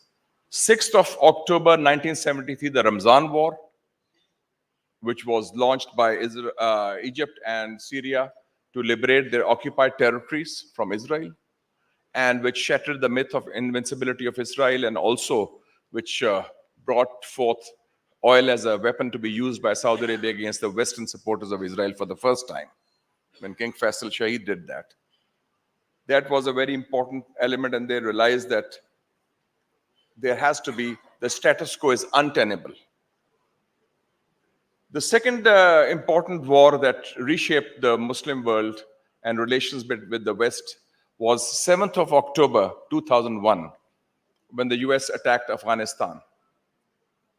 And then 20 years later, the regime which the US ousted through force, with the same regime, they had an agreement in Doha, and they handed over power to the same regime, de facto, paved the way, the Taliban regime, with whom Robin Raphael, as Assistant Secretary of State for South Asia, negotiated wearing a chador, and when she visited Kabul from Islamabad in 97, 98. And that was that period. And the third one has been what happened on 7th of October, which was a resistance by Hamas, which has been an elected organization of the people of Gaza. They were elected in January 2006 in what President Jimmy Carter termed as the freest election in the Middle East. Jimmy Carter himself, who heads the Carter Foundation, former president of the US, he said it's the freest election in the Middle East, which he had witnesses. And if you recall, in June 2006, the foreign minister of that government, Mahmoud Zahar, was hosted by the government of Pakistan also when he came to Pakistan. And that has been a turning point. And this is a very important watershed because it has exposed a lot of the hypocrisy and double standards of the supporters of Israel who talked of a rules-based order. And also it's brought about a yawning chasm between the West and most of the Muslim world. And within the Muslim world, the gulf between the elite and the street has been manifested in terms of their support for what is happening in occupied Palestine. And also, I think that the United States, which had a lot of resonance once in the global South, they seem to have lost that kind of, that moral clarity is not there, and the alienation is almost complete. And I think one other result of this could be perhaps that Mr. Biden will not be re-elected next year in America because the Muslim American vote, other votes, youthful vote. Well, I'm just saying that. I'd also predicted Trump's victory, by the way, to the Pakistani system, and the ISI chief was there, everybody, and they all disagreed with me, and I was proven right. And I think that is going to be very evident, and I think China has an opportunity because even Russia, they're seeing the situation. So I think in that context, it's important that what is, I think when we talk, we cannot have double standards or hypocrisy that we condemn the occupation of Crimea, annexation of Crimea, but accept the annexation of Kashmir just because Modi is your ally, or accept the annexation of Jerusalem just because Israel is your ally. And I think in the Muslim mind, there seems to be a very unholy nexus of the United States, India, and Israel, which has very strong anti-Islamic overtones in terms of their conduct and in the way the US has been endorsing every action of India, every action of Israel against their own Muslim populace. So when we talk of a rules-based order, it has to be based on upholding the United Nations Charter, international law, without any double standards, and across-the-board application of principles. And secondly, also, we feel that in the current context, there are areas which can lead to good cooperation. And I'm very happy that today, as we speak, there's a meeting later this evening in San Francisco between President Biden and President Xi Jinping. And we hope that on issues like the pandemic, climate change, cybersecurity, artificial intelligence, there can be that cooperative relationship that can move the world forward. And meanwhile, unless and until issues that are left over from history, they are resolved equitably, justly in accordance with the popular aspirations, whether it's the right of self-determination of the Kashmiri people, whether it's the establishment of a Palestine state with Jerusalem as its capital, there cannot be lasting peace, security, and stability. And let's not forget, finally, I'd like to add that we often thought we are comfortable with the status quo. The apartheid regime in South Africa will last forever. The Soviet Union will last forever. The American occupation in the region would last forever.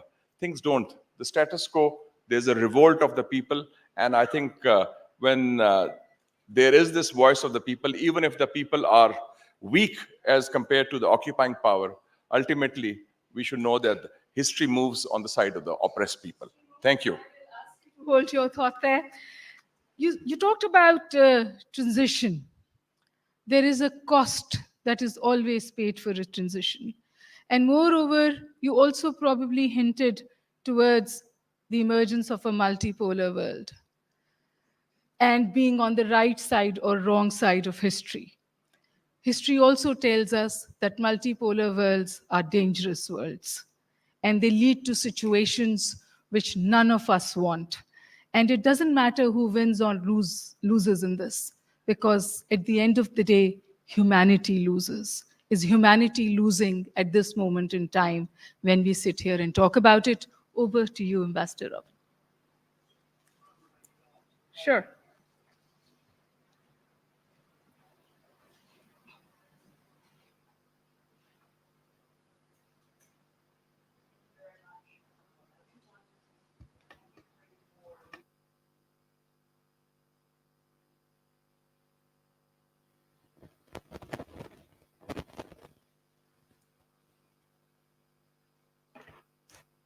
Sorry, okay.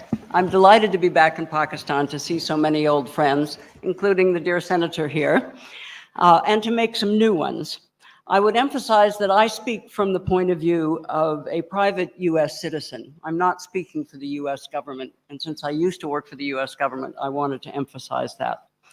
2 years ago at the Margalla Dialogue, fully half of my remarks were about Afghanistan, where the disastrous US exit from Kabul airport was still fresh in everybody's mind. I argued that focusing on the Afghan people, rather than indulging our understandable contempt for the offensive and counterproductive policies of the new government there, was likely to bring more progress in time. The US government did both, with generous humanitarian assistance that saved many lives and harsh rhetoric on women's rights, which largely fell on deaf ears. Today, there is a growing recognition that stability in Afghanistan is in US and Pakistan interests and is better served through development programs that create jobs and by redeveloping the banking system so that the Afghan economy can get back on its feet. Policymakers in the US are accepting that pragmatic engagement with the Taliban can enable progress on common interests like counter-narcotics and counter-terrorism, refugees and climate, and also provide a regular forum for advocacy for human rights and education for girls and an inclusive government. But the more salient point I want to make today is that Afghanistan, which was so prominent at that time 2 years ago, is now totally off the radar in the US. It's eclipsed by the war in Gaza, the war in Ukraine, competition with China, climate disasters, which this last summer were very prevalent here and in the US as well, and the uncertainty surrounding the upcoming US election. I don't quite agree with Mashahid Hussain on who's going to win. I don't know, but I decline to predict. Anyway, these developments are having a profound effect on the evolving global order. And as many commentators have already said, we are at an inflection point. US officials continue to urge the preservation of the liberal international rules-based order. And of course, this system only works if there are critical mass of states that follow these rules, which increasingly they're not doing. Efforts to bring China into that order ultimately failed. While China participated on the economic side, it did not support the democratic values which were a key part of that order. Similarly, Russia did not really sign on. And the US itself didn't always follow the rules. It invaded Iraq, it invaded Afghanistan. The 2008 financial crisis demonstrated that the global financial system had serious flaws. And interestingly, Trump was elected in part because he campaigned exactly against that liberal order. He argued that it had failed and brought economic hardship to the American people. So the concrete signs that the international rules-based order is fraying have been obvious for some time and noted by many commentators and speakers. They include the reemergence of great power rivalry between the US and China, the US and Russia, the concerted effort by the US to reinvigorate alliances and create new ones, the rise of the global South, the intensification of global threats like climate and pandemics, and the rise of authoritarianism. It's important to ask ourselves what happened, given that the concept of an orderly world where everyone follows the rules has a certain appeal. The first answer is that democracies have failed their citizens in many cases.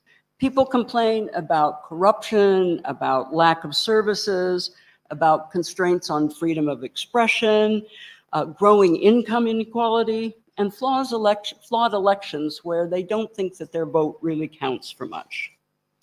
Second, the relative success of authoritarian development models like China's have led some to question whether you need democratic politics in order to achieve development goals. I recall when former Prime Minister Imran Khan spoke with envy of China's success in bringing 800 million people out of poverty, and he wished that he had the power to do the same. Third, the US itself has sometimes sacrificed democracy on the altar of security while fighting terrorism, dealing with unsavory regimes to advance its military interests. So there was a certain sense of hypocrisy, which I'm sure many of you have also seen and commented on. And then finally, there's the perception of the negative impact of globalization. Globalization, which was supposed to bring shared prosperity and growth and so on, was perceived to have a negative impact. And then there's the growing lack of political tolerance and the surge of misinformation on social media. All of this has led to the rise of populist right-wing leaders. So the question remains, what can be done to shore up a liberal rules-based order that works for everyone and to consolidate freedom, prosperity, and fair and effective governments around the globe? In the interests of looking to the future, as the dialogue organizers have requested, I have some suggestions for the US. Since I'm from the US, I'm speaking to my country. The first one is to read the room better. By this, I mean the US has been a bit slow to accept that most countries outside the West prefer a multipolar world as opposed to a bipolar world, which in this case would be the US versus China, let alone the unipolar world where the US dominated international affairs in the 90s and early 2000s. The starkest recent example was the US surprise that so many countries did not condemn the Russian invasion of Ukraine. This really took American officials by surprise, and then they scrambled to get the global South on board, not entirely successfully. So anticipating what other countries want requires an in-depth study of other cultures and languages and religions. It is now well appreciated, for example, that the US went to war in Afghanistan and in Iraq with little knowledge of those countries, with disastrous results, I'm sure we can all agree. All this suggests that the US needs a greater focus on diplomacy, political, economic, cultural, you name it, a better focus on diplomacy and training diplomats. And as I recall, I think I said the same thing 2 years ago at this dialogue. The second suggestion is know your comparative advantage.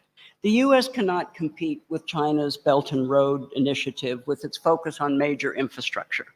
But the US has much to offer in terms of specialized technologies, education, health services, modern management techniques, and access to the world's most innovative companies.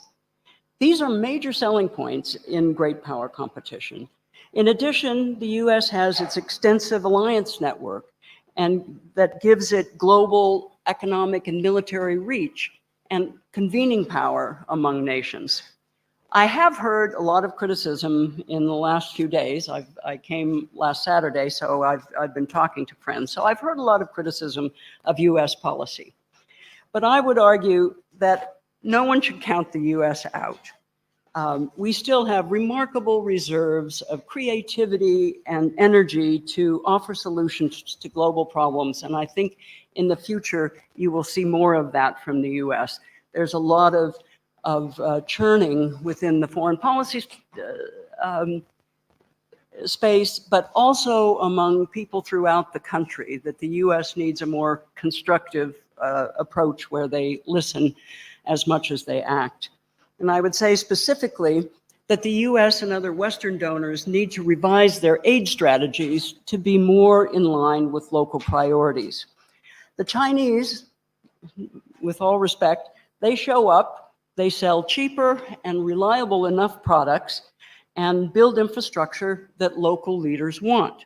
They don't lecture on human rights and democracy.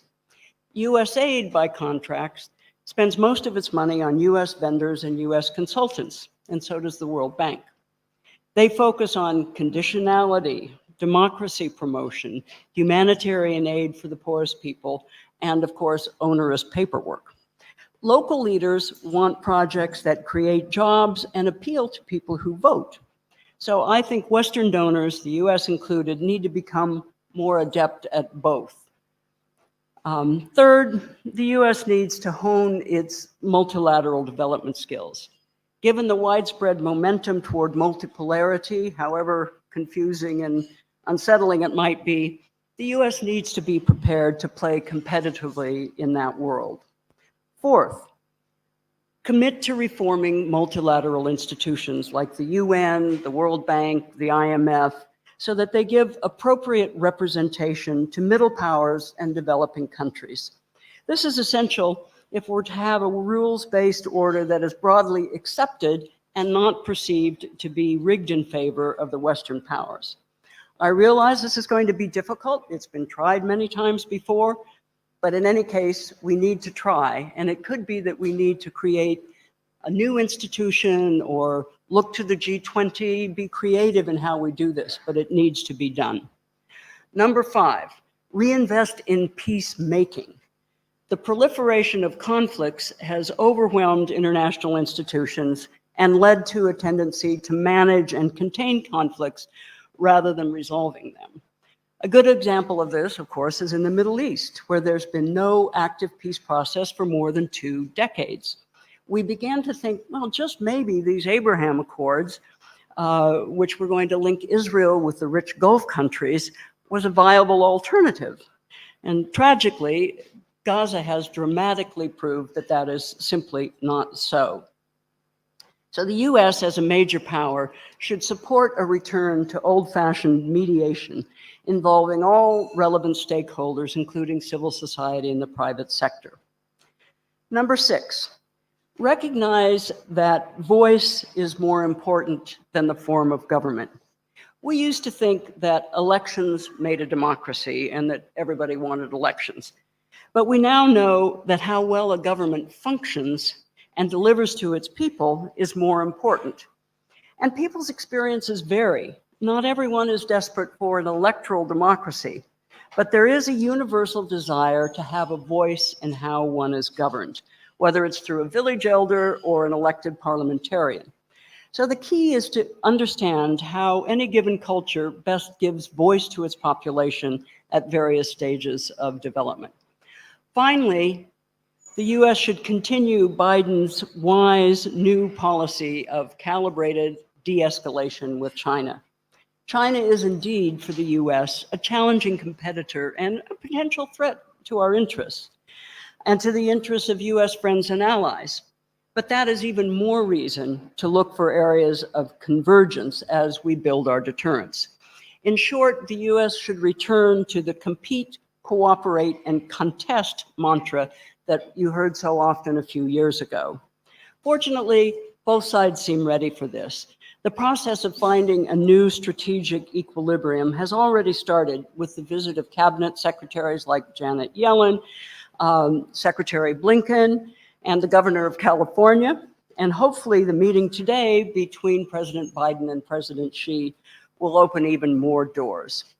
Pakistan also has a role to play at this inflection point in history, where the world is really grappling to find a consensus on rules of the game that will serve the global majority more effectively and ease this dangerous great power competition.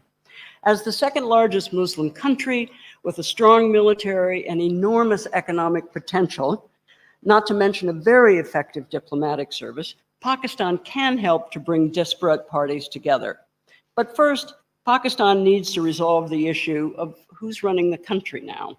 This can only be done through free and fair elections in which all parties are allowed to participate. I'll close there. Thank you very much.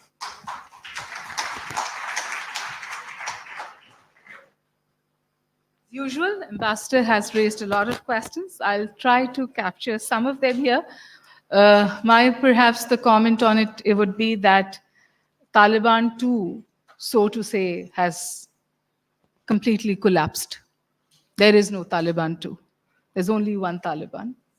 And Pakistan is bearing the brunt of it. Calendar and not condition-based withdrawal by US was a mistake, something that is now being acknowledged by senior policymakers even in the United States. And especially the fact that Doha talks were not comprehensive, neither including women's rights nor human rights, and more importantly, weren't binding enough. Once again, Pakistan bears the cost of it. And then perhaps, can the world afford to be skeptical about democracy? And is the West, as the custodian of rule of law, responsible for this skepticism more than perhaps China investing and not lecturing? There is a consensus emerging that the custodians of rule of law, the custodians of democracy, the projectors of all of this are not objective, are not unbiased. And Ambassador, when you talk about US role as a mediator or it returning to that, mediators need to be objective and unbiased.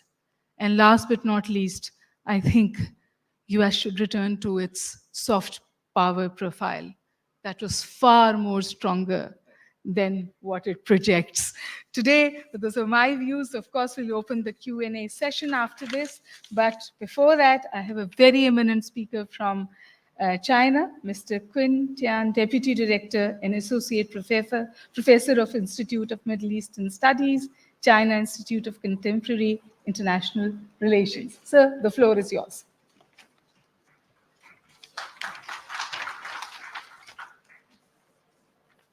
So it's good afternoon, everyone. I think I'm very honored to be invited here to doing my speech. In fact, I know this is a very high-level forum organized by IPRI, and KICR is China Institute of Contemporary International Relations, has a traditional working relationship with IPRI. So this time we send a two-person team. I'm one of them, and my colleague is Dr. Jia Chunyang is sitting, I think, in the back seats, but I'm sure that he is more qualified than me to do a speech here.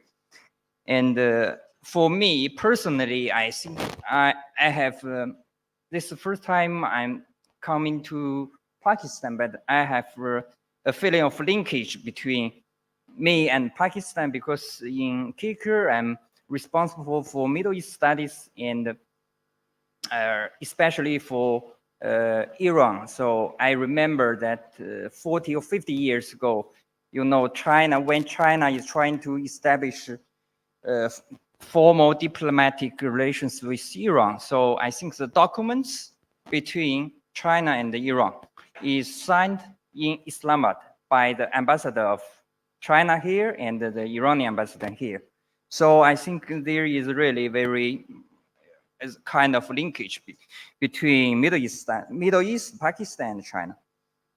So put those history aside, I'm trying to share with you three observations about the crossroads, or let's say the conjecture nowadays.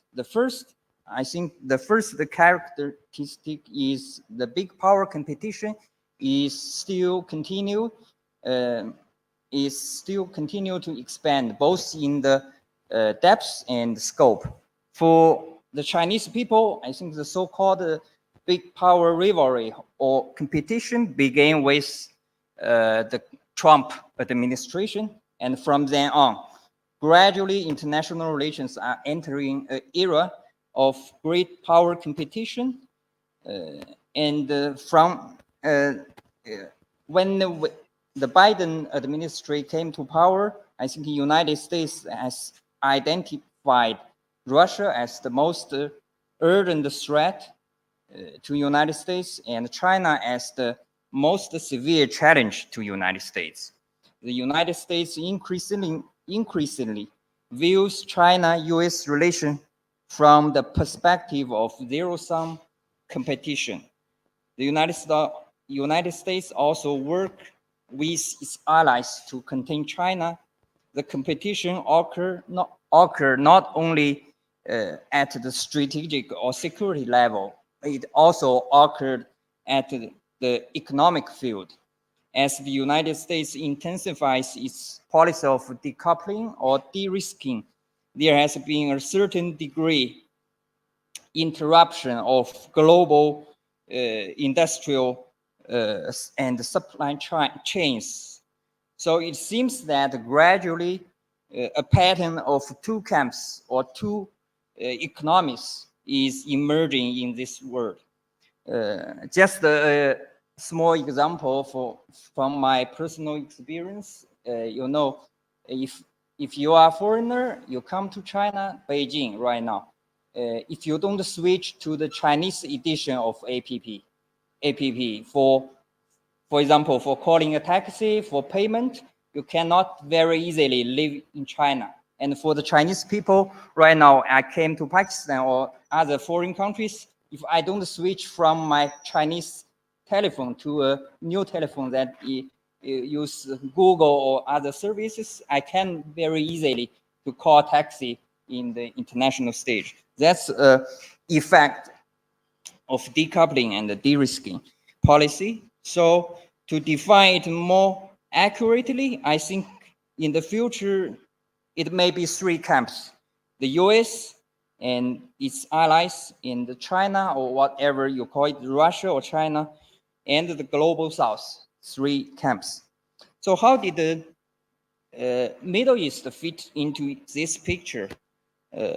My answer is that unfortunately, Middle East is also becoming a field for big power rivalry.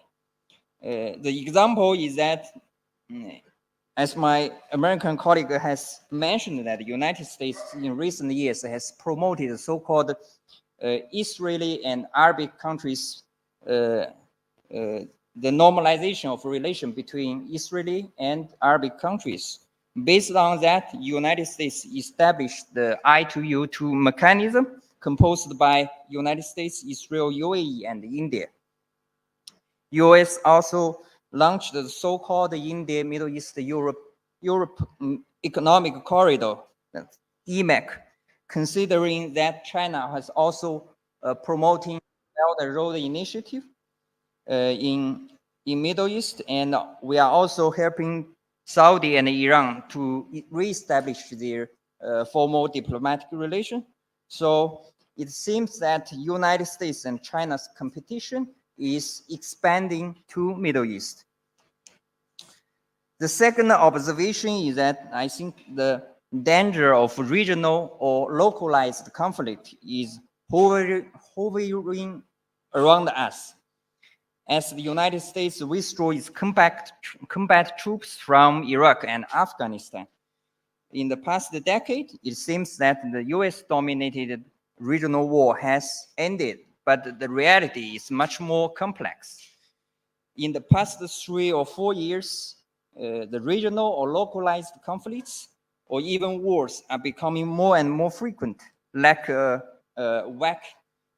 whack-a-mole game. In Eurasia, we saw that the Russia-Ukraine war continued for nearly 2 years. And in the African continent, a civil war broke out in Ethiopia 3 years ago, and followed by the military coup d'etat in countries such as Mali, Niger, Chad, and Gabon in these years. In Central Asia, there is large-scale riots happening in Kazakhstan in early 2022, and in Caucasus, there was a second Karabakh war, with Azerbaijan emerged as the winner. And in the Middle East, I need not to mention that the Gaza conflict is going on, and sadly and possibly for quite long time. Although these regional conflicts has its own specific context, collectively speaking, they created a strong sense of insecurity for us. For me, the most concerning point is that when regional or localized conflict is combined with the big power rivalry, then the risk or escalation or even the use of proxy war will increase. I need not to mention here the memory of proxy wars happened during the Cold War times. How Middle East fit into this picture? I suggest we look at the Gaza conflict. On the one hand, there is generally no direct substantial conflict between US-Russia or US-China in Gaza conflict. That's a good thing. But on the other hand, there is a substantial risk that US-Iran shadow war will go out of control. In other words, if a localized conflict such as Gaza conflict entangled with US-Iran relation, then the security risk will dramatically increase. The third observation, the challenge of post-truth world is more and more imminent. We are now living in a digital age, someone named it as the post-truth world. In this world, people's perception matters. With the help of social media and high tech such as AI, deepfake, and ChatGPT, etc., everyone is becoming a media, an information origin, and even a propaganda machine. People are getting information more and more from social media, but less and less from paper editions of books or newspaper. So according to my point of view, the post-truth world poses two challenges for us. The first is the twists of facts. In the post-truth world, we are living in the narratives and perceptions. This leaves enough room for both state actors and non-state actors to maneuver and to produce false narratives, fake news. So the question is that which is the fact? Where is the truth? Who do we believe? And where is the authority?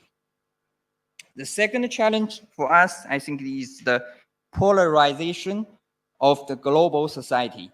Humankind naturally has different views and disputes with each other. Social media always exaggerate and spread these disputes. Let's go back to Gaza conflict as an example. After this round of Gaza conflict, the worldwide opinion has divided into two camps, which is pro-Palestinian and pro-Israel. I think it's also a two-camp situation. This great divergence not only happened in the interstate level, but also existed in the intra-state level, most obviously in Europe and even to some extent in the United States. There is large pro-Palestinian protest almost every weekend in the last months. And there is also pro-Israel demonstration holding on frequently. And in France, we saw the French-style right-left politicals intertwined with the Gaza conflict and anti-Semitism issue. And even in China, according to my personal knowledge, where, in China, we don't have a large Jewish community or Muslim migrants, but I also find some disputes of Chinese netizens on how to see the Gaza conflict. So as for the solutions, I have three personal ideas. The first, for the big power rivalry, I think the competition between United States and Russia and the United States and China is unavoidable, but we can make it a healthy competition. My father and mother told me that there is almost no couple that don't quarrel with each other. So, but ultimately a couple has their children and other common interests to raise a family. So China, US, I'm not saying they are a couple, but China and the US can still find many common grounds and to coordinate with each other. As my colleagues mentioned that just today, President Xi Jinping arrived in United States, and it is expected that the bilateral relationship between China and the US will become somehow relaxed than before. I'm not too optimistic. I think the relation between China and US has its up and downs, but China and the US at least should communicate with each other. The second idea is for regional and localized conflict. I think the Chinese solution is to always pursue negotiations and political interactions to calm down the conflicts. We are not only saying, but also trying to do something. The example is best showed by the rapprochement between Saudi and Iran. I think this is a very important and positive step. You know, if we compare the situation between the tensions between United States and Iran, compared to the situation in 2019, at that time, Saudi Arabia was attacked by the drones and the missiles. Many people say that's done by Iran. But right now, with the re-establishment of relation between Iran and the Saudi, there is at least no risk right now between Iran and Saudi Arabia, or Iran and the GCC countries. That's a really very, I think it's a very good step and a good deterrent for the expansion of Gaza conflict. The third idea is for dealing with the challenges in the post-truth world. I think we should promote mutual understanding and people-to-people exchanges, not only to learn the outside world from social media, but also use our hands and foot to touch the world. Let's return to the basic facts and history. China is also trying to strengthen its efforts in this area. You know, the Chinese university and think tanks now are promoting ethnography, anthropology, and the field research. Right now, we are trying to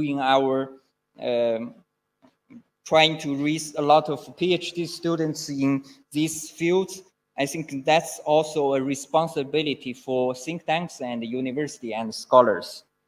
So my speech will stop here. So thank you very much. Thank you, Professor. So I think what prevails is strategic confusion. We've talked about collaborated de-escalation, and we've also heard about acute confrontation.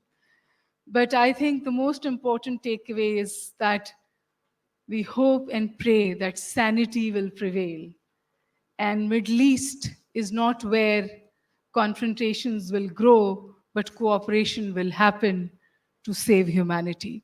And with that, I will invite my next speaker, who is from Russia, Professor Dr. Oleg Baradanov. Have I pronounced your name right? Okay, the floor is yours, sir. Thank you very much. First of all, I'd like to thank the Islamabad Policy Research Institute, Ambassador Azam Muhammad, for inviting me here. It's a pleasure to be back in Pakistan. I'm not a newcomer, but I'm a newcomer here at the Margalla Dialogue platform, and so I'm very pleased to be here. And first of all, when at the beginning of our meeting today, when we were seeing the video with fastly growing number of civilian deaths in Palestine of more than 10,000, and when His Excellency, the President of Pakistan, rightly said that for some in the West, the Palestinian civilian death is no more than a collateral damage. So in this framework, it would be useful and interesting to see the position of various countries in the UN General Assembly, because the General Assembly of the United Nations approved two resolutions on Israeli-Palestinian conflict. The first one was it was approved about a month ago, the resolution by the special emergency session of the General Assembly, asking for humanitarian pause, asking for protection of civilians in Gaza. And the second resolution approved just a few days ago about the illegal Israeli settlement in the occupied Palestine. Russia voted in favor of both resolutions. But the position of the Western countries was quite different. The United States voted against both resolutions. Several European Union countries like Austria, like Hungary, like Czech Republic also voted against both resolutions. Canada voted against the second resolution of Israeli settlement. UK and Ukraine abstained at the first, the most important resolution of the humanitarian situation in Gaza. So we can see, and according to the number of votes in the General Assembly, 120 plus or minus 124 in the first resolution and 145, something like this, for the second resolution. It shows the real division of position in the world. And in that sense, it's quite interesting, and for me, it's quite visible, the difference of approaches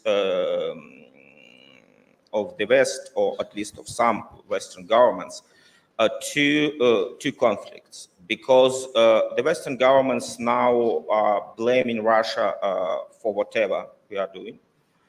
But at the same time, the Western government, or at least a major part of them, are keeping silence on the civilian deaths in Palestine. Why so? Why so clear double standards? And also, I'd like to quote His Excellency, the President of Pakistan, once more. He rightly said today that maybe it's because for some in the West, there is a clear difference between the so-called civilized people and the savages, as Mr. President has said. And it shows, for me at least, that we are still facing the case of the Western supremacy. And some may say not only the Western supremacy, but a white Judeo-Christian supremacy in the world. It's interesting, I read once an article published of an activist of the Black Lives Matter in the United States, Dr. Abayomi Azikiwe, and he really he pointed out that the Western government are so supporting Ukraine and ignoring absolutely all other conflicts in the world, in Africa, in the Middle East, with the same or much more civilian suffering, because it's all connected to the white supremacy. And it's not a secret that quite a significant number of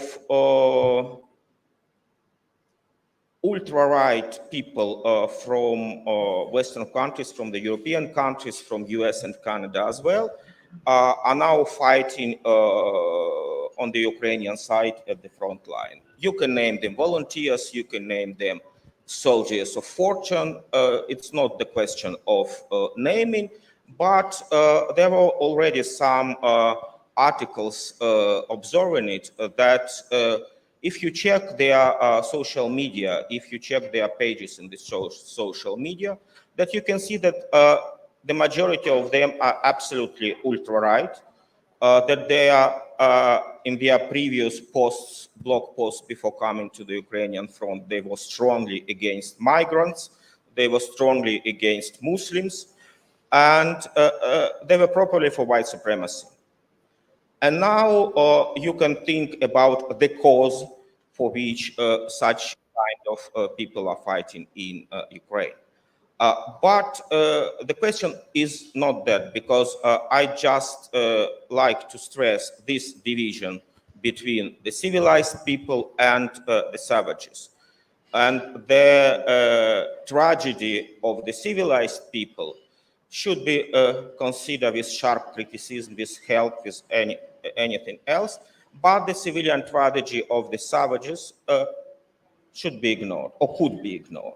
That's the point that at least me subjectively view comparison these two conflicts.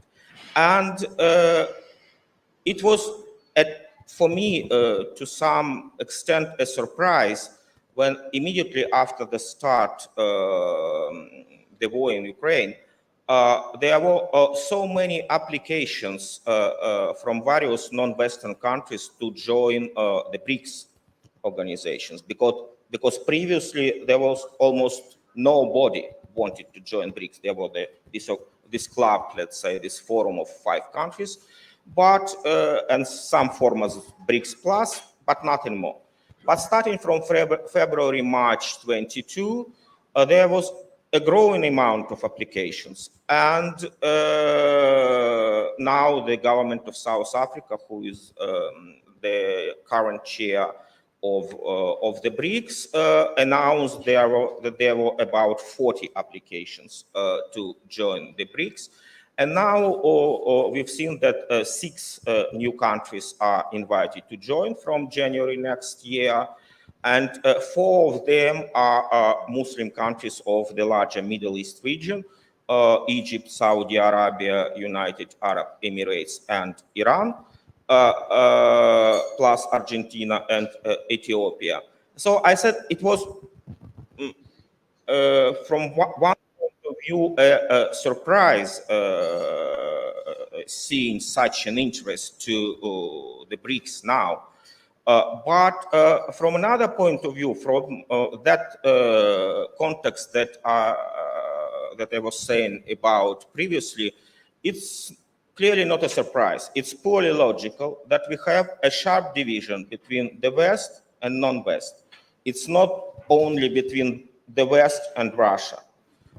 It's not only between the West and China. It's growing into the West versus the non-West. And in that sense, it's absolutely logical that non-Western countries decided to join the club, join the forum, to coordinate their activities, at least to discuss together what then can do in the spheres of security, in the spheres of the growing inequality, of financial inequalities, and so it shows maybe the first real step, because we are talking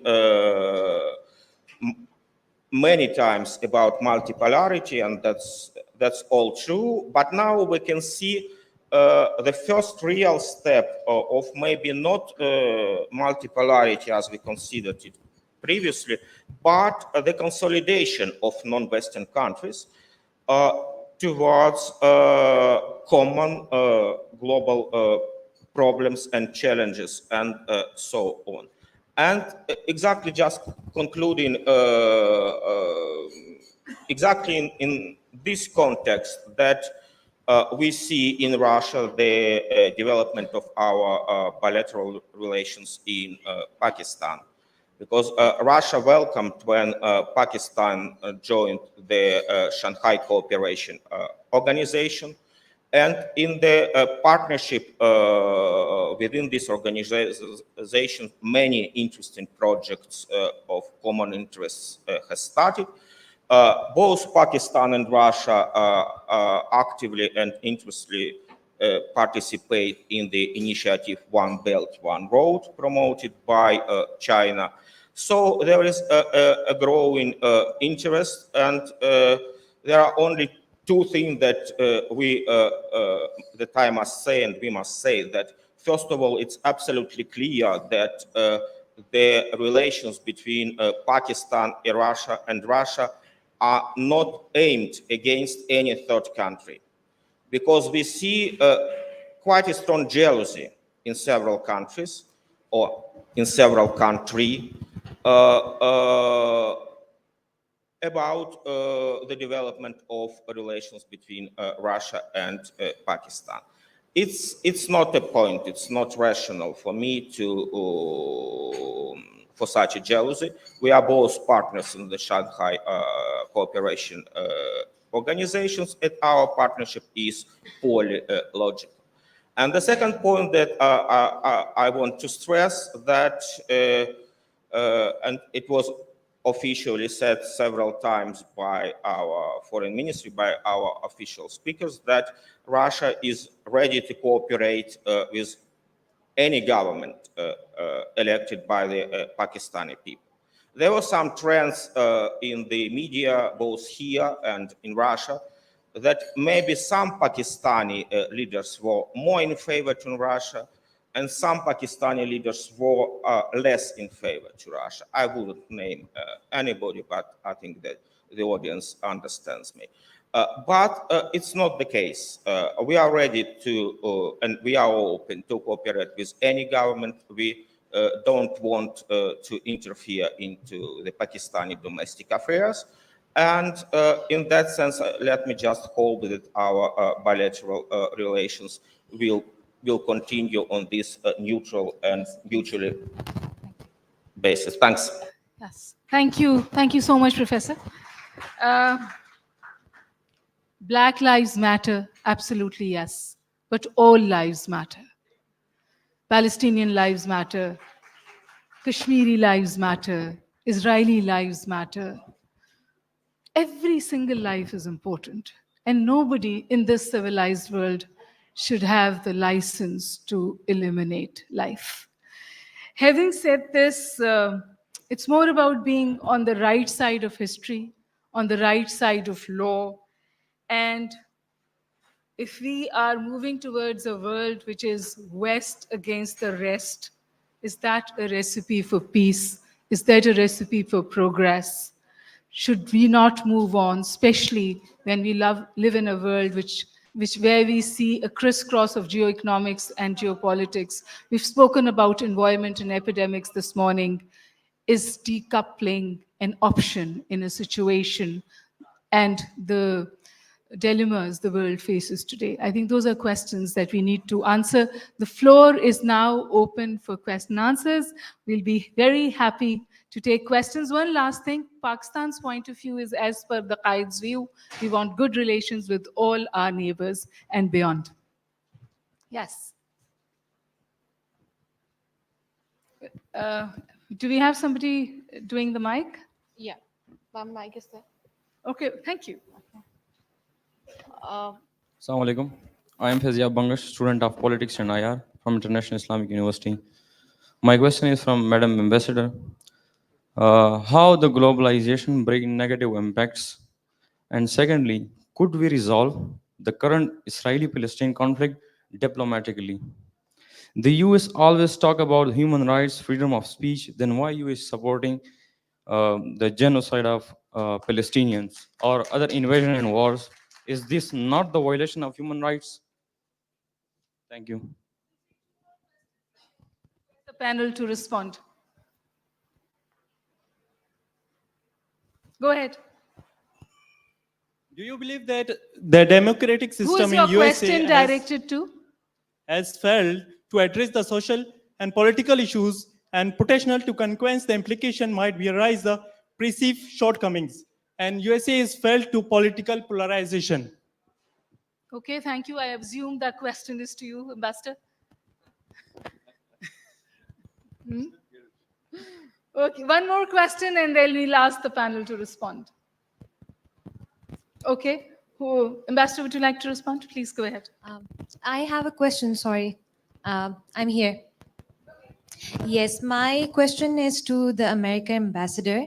If you're talking about human rights, and if you're the flag bearer of morality and human rights and peace all over the world, what role do you assume when you're vetoing the only UN resolutions that talk about human rights, and you're the only country doing that, along with your allies? And what the Palestinians see, it's not a conflict. To be very honest, it's a genocide, because for a conflict to happen and a war to happen, both parties to have to be equal. Like the Palestinians are just fighting a war of survival right now. It's not that we're fighting terrorism. We're facing Thank genocide. you. Your point of view came across. Thank Ambassador, you. the floor is yours. First, the globalization question. The simple point there was that globalization was perceived to have taken jobs and moved factories out of America. You know, that was the key.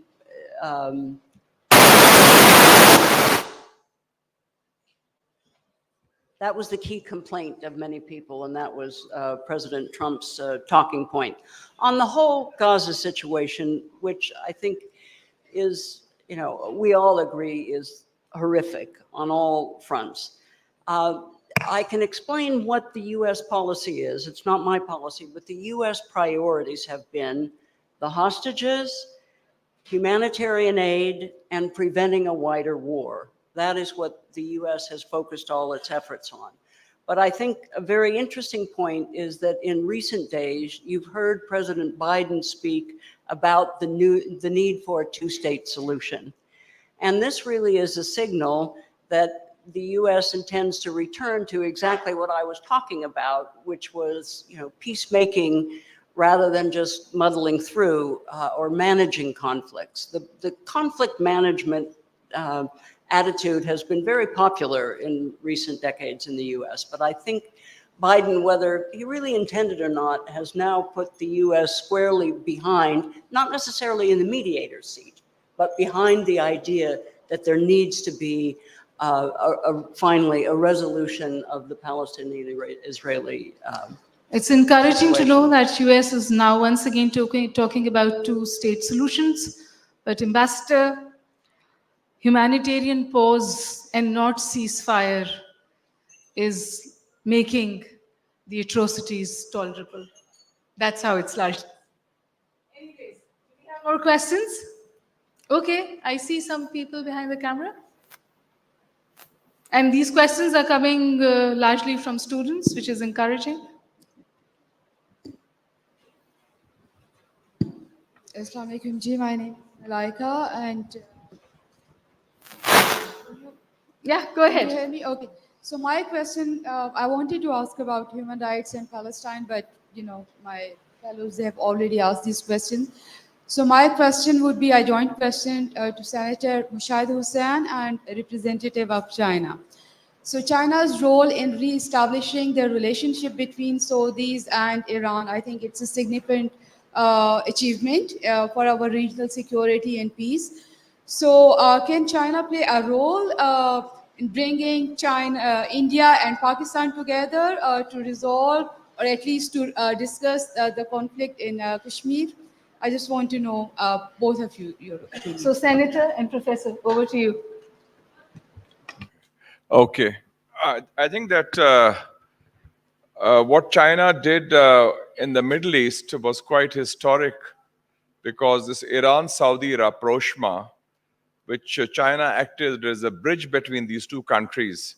And it reminds me of Pakistan's historic role 50 years ago in 1971, when we acted as a bridge between the United States of America and China, which was a historic change in 1971, a turning point in world politics, because this Iran-Saudi proxy war or schism or cleavage has been very debilitating and damaging for the Muslim countries for the last 30, 40 years.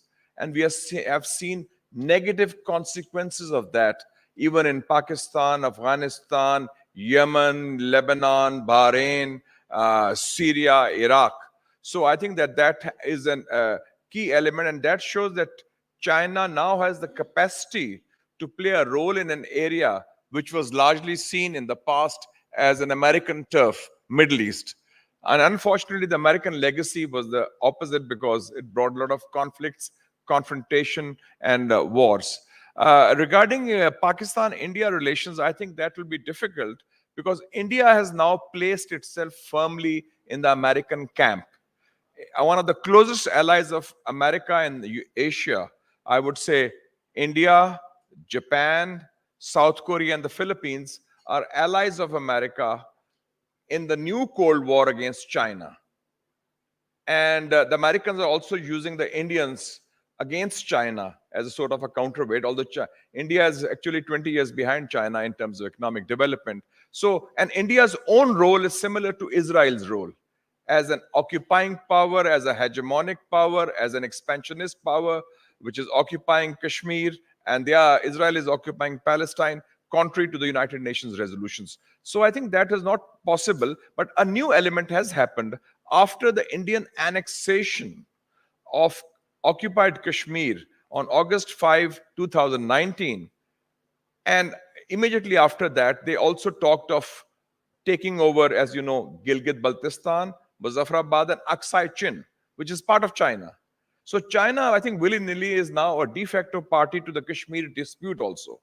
And you can see the Chinese view since then has been very clear that Kashmir issue should be resolved according to United Nations resolutions. So that way they are a party to the dispute. But as far as there is a regime in India that relies, which is an ideological foreign policy of Modi, Muslim bashing at home and Pakistan bashing abroad, which they use it for the elections. And you will see an increase in their temperature. Yesterday, they announced the change of the name of Aligarh to Harigarh after Hari, because of the Krishna, Lord Krishna, their Lord. So you can see that to that extent, they've changed the name of Allahabad also. So they want to eliminate the Muslim heritage of India, which is a very important element of that. So I don't see that role being possible for the time being. So thank you for the question. I generally agree with our Pakistan friend has said that I want to emphasize that when China successfully bring Saudi and Iran together, China has a very obvious privilege. That is, we are perfectly neutral between Iran and Saudi.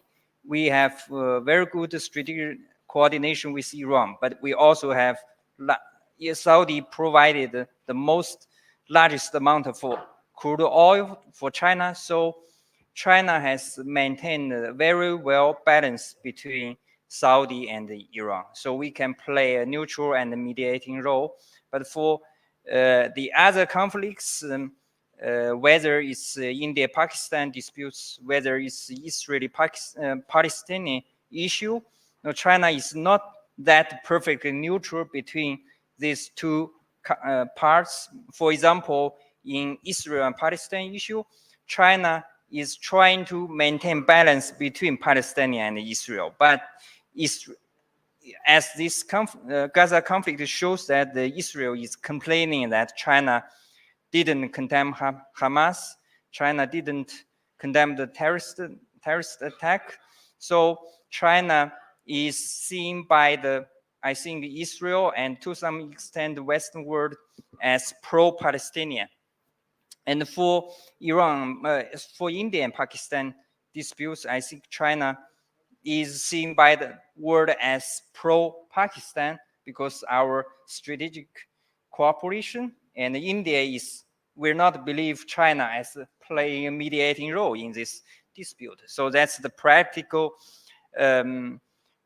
difficulties we are facing. But I think generally speaking, because President Xi has raised the global security initiative, China, under this initiative, I think China's diplomatic corps is trying their best to contribute positively to every conflict, every disputes. But to what extent we can do that depends on the specific context. I couldn't agree more.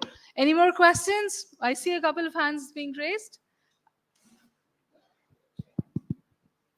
And you have a better view of the hands that are being raised. So if you could identify who wants to ask the question.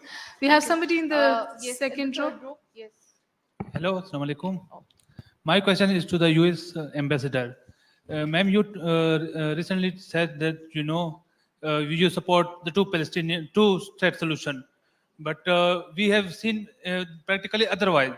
Like US has accepted Jerusalem as the capital of Israel, and you are supporting that, all the settlement which are illegal. You are supporting this type of settlement. So how you can say that you are supporting the two-state solution? But I we think see the it investor otherwise. said that US is once again talking about two-state solution, but please. Yes, and the second question is that US has always played a destabilizing role in this region. Whether we see it in the war of Afghanistan, whether it was the killing of Qasem Soleimani and the Iraq war. So how you can say that you come in this region as in the garb of the human rights and the democracy, but when you go back, Thank you. Thank you. Sit down. Your points come across. Okay, thank you. Okay, well, a couple of things in addition to what I've already said about the Gaza situation. There's no doubt that the U.S. is a long-term friend and supporter of Israel. That, from the beginning, the U.S. was a supporter of Israel because we believed that the Jews deserved their homeland after the Holocaust in the Second World War. So that's been on the table from the beginning. But I would emphasize also that the U.S. is now reiterating the two-state solution as the way ahead, which we hadn't really talked about a lot for the last 20 years. And also, the U.S. has long said that the settlements are an obstacle to peace. Now, I will say that sort of 25 years ago, we had a policy which said the settlements were illegal. We did move away from that policy and instead called them an obstacle to peace. But in any case, we do not support settlements. And in the context of a two-state solution, the major issue is a division of the land, and there's going to have to be readjustments on all sides to make a two-state solution work. It's going to be very difficult, but I personally was very pleased to hear the president say that because I think it really is the only way forward. Thank you for that. The gentleman here. Ma'am, General Raza, kindly please take the mic.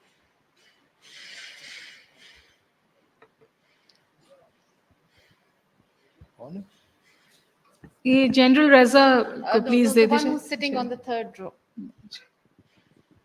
Thank you. Thank you. Thank you very much. General Reza from ISRA. My question is to Mr. Dr. Kin Tam and also to Ambassador. The question is regarding, there was a joint communique, Russia-China communique in February this year, and the last paragraph of that communique talked about the future world order in the format of India, China, Russia, RIC, around which the BRICS evolved. So in a way, I take it that this is the future world order that the China and Russia is looking at, and eventually they see Indians on their side. On the other hand, once we see the joint statement, President Biden and Prime Minister Modi's recent one, so it seems to be a very one-sided love affair where America is trying to give everything to India, basically nothing in return as such. So it seems that everyone is trying to woo India towards its side. So my question to you, to the Chinese side is, because the format that you gave is US on one side, China, Russia on the other side, and the global south in this. So it's sort of in contradiction with what the joint communique is. So it can certainly be your personal opinion, but how do you justify that? And the question to Robin, Ambassador, is that if India eventually, although it's a hypothetical question, but the way India is playing all the three sides, how do the Americans view India in a way that it does not go the other side? So that's the question to you. First to you and then best over to you. Please go ahead. So can you clarify your question a little bit further? You mean the China's perception is there is three camps in the world? You see, there's an RIC format around which the BRICS basically evolved, Russia, India, China, and I take it from the joint communique in February this year, where the Russia and there was a joint summit between President Putin and President Xi, and then there was a joint communique which was issued, and which specifically said that we see world in this future of the world in this format. Whereas your personal opinion was about that there is a different format where US is on one side, China, Russia on one side, and there is a global South. So my point that why this shift that you think has taken place? First, my personal view is some kind of academical point of view. My personal, so you mentioned the President Xi has his view. I support his view, and his view should be regarded as the Chinese official policy. But what I mean, I personally think that there possibly in the future there will be three camps. Is that according to my personal observation, the third world or the global south is trying to stay strategic automotive. I mean, they have their own agency. They try to stay balanced between China and between United States, Western world, and the other kind. They don't want to be sided with each of them. So it seems that the global south or the third parties will have their own standpoints and will have their own interests in the future. So the world will be a little bit complex than the bipolar world, I think. It's really some kind of multi-polar world. So this is why I reached the third camp, the so-called global south. And from my personal study of Middle East, you can see Saudi Arabia, UAE, and even Egypt. They are trying to play their role in this world stage.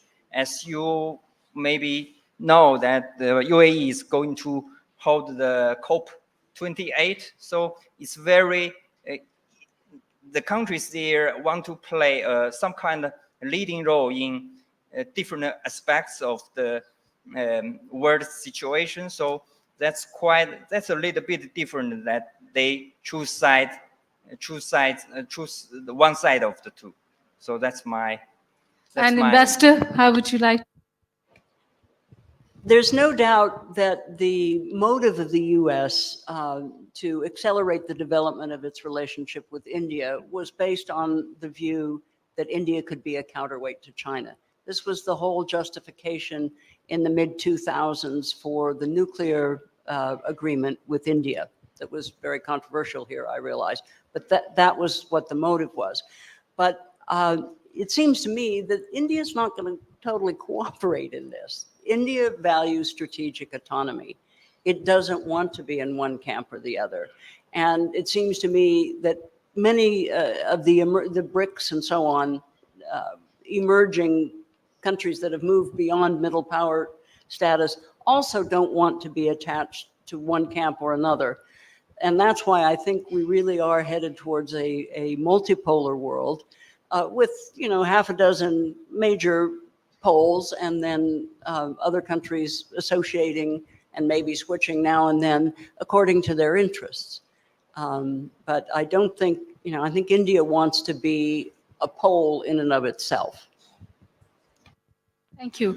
In the lingua of international relations, India is a textbook case of hard hedging and has done that successfully. And I'm sure the general understands that more than I do.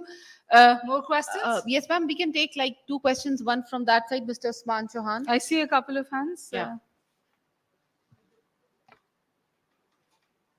The lady in red, perhaps? Okay, we have someone here. Thank you.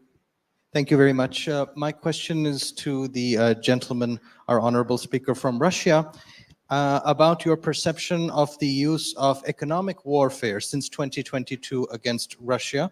How successful do you think it has been?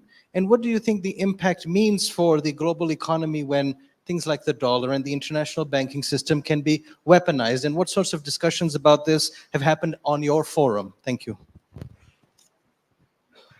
Please go ahead. Thank you very much for the question. In fact, that's true that economy became one of the real weapons in the war against Russia. We are now under tough sanctions.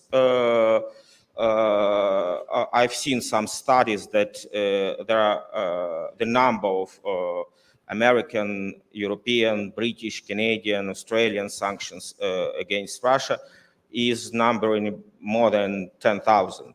And so we are maybe the most sanctioned country now in the world, more than Iran, Venezuela, Zimbabwe, and so on. But it's also true that the Russian economy, at least for now, behaves quite good. For me, surprisingly good, because me and many other people expected that our economy and our financial system would behave weaker. But for now, the situation is quite stable. But and you are also right about the international, the global dimension, because such an amount of sanctions now imposed on Russia became a cause for concern for other non-Western countries. And exactly in the last meeting of the BRICS in South Africa this summer, it was decided by the presidents that for the next year, for the next BRICS summit, the ministers of all the BRICS countries should elaborate a special mechanism to promoting national currencies into our bilateral and maybe multilateral BRICS trade. So the question of de-dollarization step by step is taking some real ground. We are not naive. I'm not saying that tomorrow the US dollar will die. No, definitely. But the necessity for some alternative mechanisms was approved by communique of BRICS presidents. Ma'am, one question from this side, if we can take. Mr. Nawaz Khan, please. Question is to Senator Mushahid Hussain. Senator Mushahid Hussain, sir, what is the emerging world order in the age of competition? Sir, your take, please. Question. World order in the age of competition. I think the emerging world order, as I mentioned, one important, and I think this is quite irreversible, is the decline of the West and the decline of the United States and also of Europe. That, I think, is one basic reality. It's come back after a few centuries, and we are seeing that because the US economy and US leadership and the American establishment, and I speak as a person who has lived 4 years in Washington, D.C., as a student in this Georgetown University School of Foreign Service, the American military-industrial complex, they really need an enemy, and it become almost like a war economy. They had the Soviet Union in the Cold War. Then for a time it was Islam and the Muslim countries, which they did successfully bash them up. And now I think they've finally centered on China. And it's very interesting because we're talking of globalization. Robin mentioned that.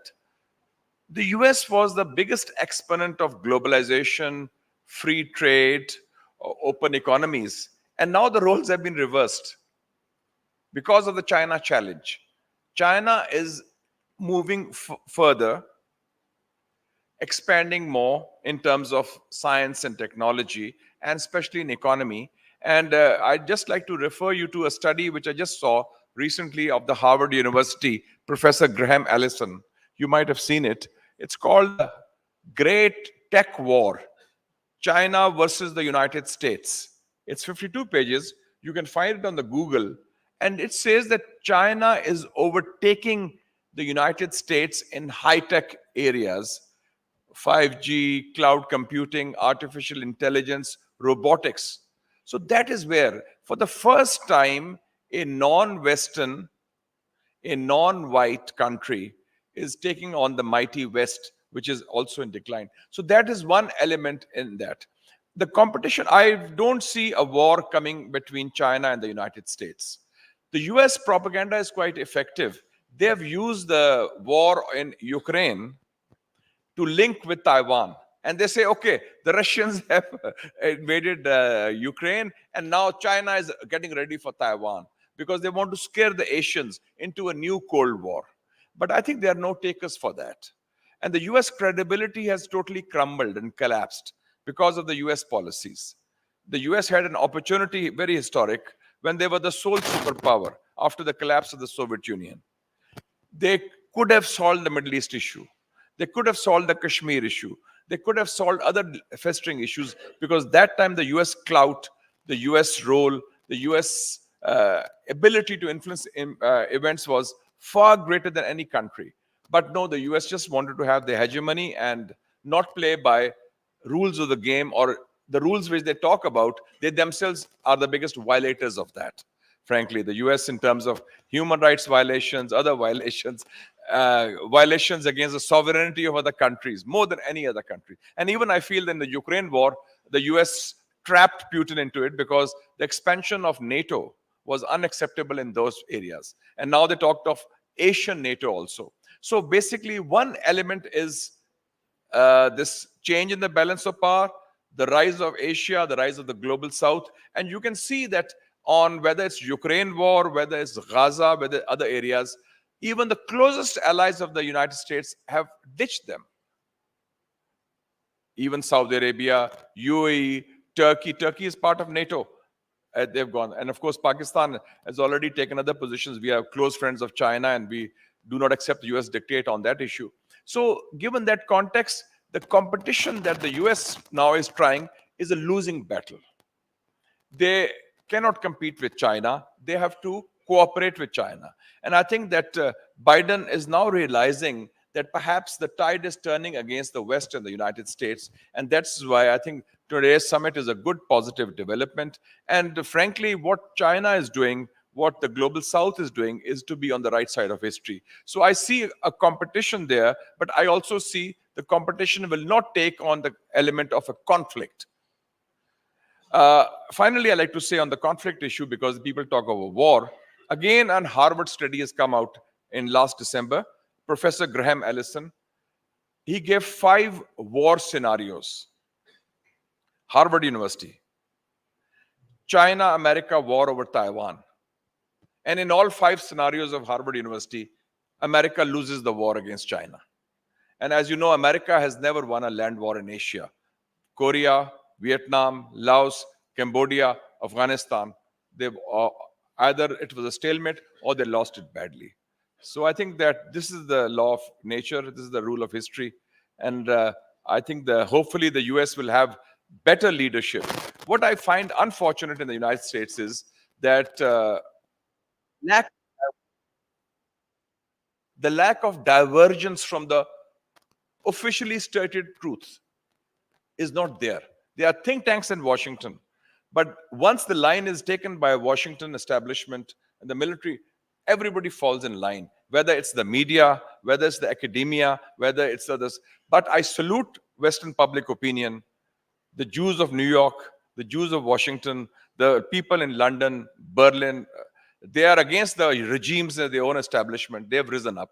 And I think that's the power of public opinion in the West. And that gives me heart that there is that strong conscience there. But those who are running the government, I'm sorry, they are short-sighted and they have failed. There's not been a single inquiry in America about why America failed in Afghanistan. Just look at one report, and this is my last comment. The Special Inspector General on Afghan Reconstruction, SIGAR, SIGAR, 2021. They said the Afghan National Army, which was supposed to be of 350,000 people, only 50,000 people were the real army. The rest were ghost soldiers. So the corruption within the Pentagon, the corruption in the Afghan elite, and the corruption in the American system is so pervasive that they did not uncover the truth, unfortunately. Of course, Senator, you've been very provocative. I will give Ambassador the Try chance to speak the respond. truth. Okay, thank you very much. First of all, I would quarrel with the assumption that the U.S. is in decline. The U.S. is not in decline. The economy is growing. There are technological innovations. There's serious efforts now on climate change. We've woken up in many areas. But the issue is not the decline of the U.S., it is the rise of the rest. And who facilitated the rise of the rest? That would be the U.S. and the West, through development assistance, through access to trade, WTO, all the globalization. So I think that's really a very important point to make. I had to give you the floor after that. And I have another point to make. It is true that for the time that we were the sole superpower, it's really, that kind of position tends to diminish your ability to listen. And I think that was a real problem that we had. We weren't seeing what was going on. I would argue, for example, we weren't listening to Mr. Putin, who was telling us all along what his problems were with the way the security order in the post-Cold War world was going. And I would definitely say that we have learned that lesson, and that there will be wiser counsel in the future. And on Afghanistan, there have been numerous studies about what went wrong, and now there is a congressionally mandated commission, like there was after the Iraq War.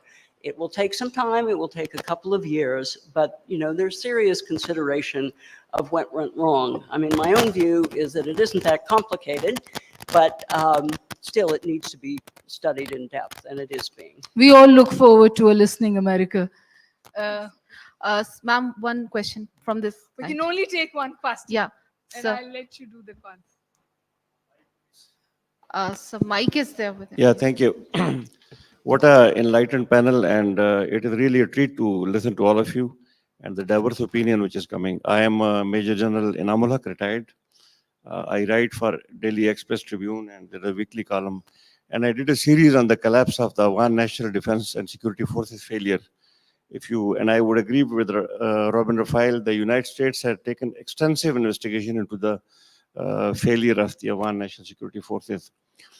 The question is from Dr. Oleg from Russia and Ambassador Raphael. It's always a pleasure to see you again in Pakistan and in the spotlight and on the hot seat. The question is about the war in Ukraine. Thanks to Russia, that the conflict in Gaza has pushed the war in Ukraine in the background.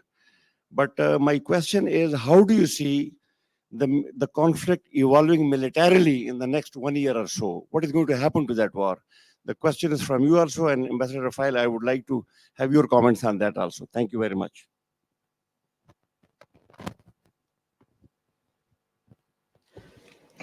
Thank you very much.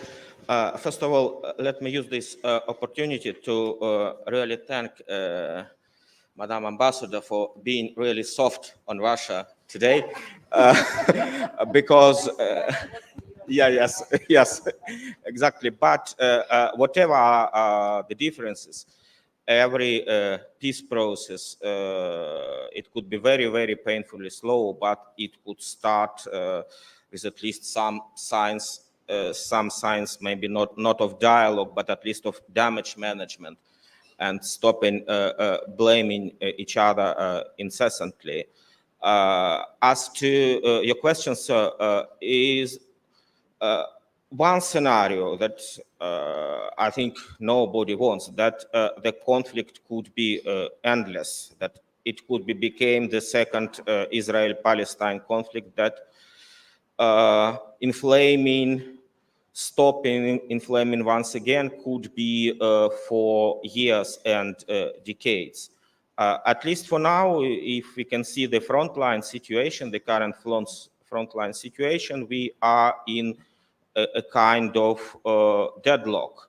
So already for several months, both armies are fighting for several villages. The Ukrainian takes a village, the Russian retakes it, and so on and so on. So we are copying maybe the worst examples of the First World War. And somebody already named the current stage of our conflict like Verdun with drones. You know the French city of Verdun. where the huge battles without any success, any operational success, but with thousands and maybe millions of victims was during the First World War. And so there are some notion of this Verdun with drones, with techniques of the 21st century. Sure, that it's also a common position in the Russian media. Me personally, I'm not quite sure that that's totally true.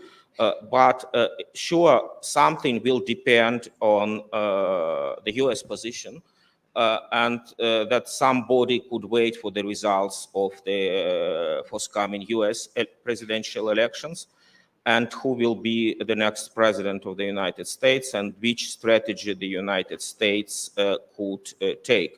But it's already clear from my subjective point of view that the Ukrainian conflict already became a subject of domestic US policy.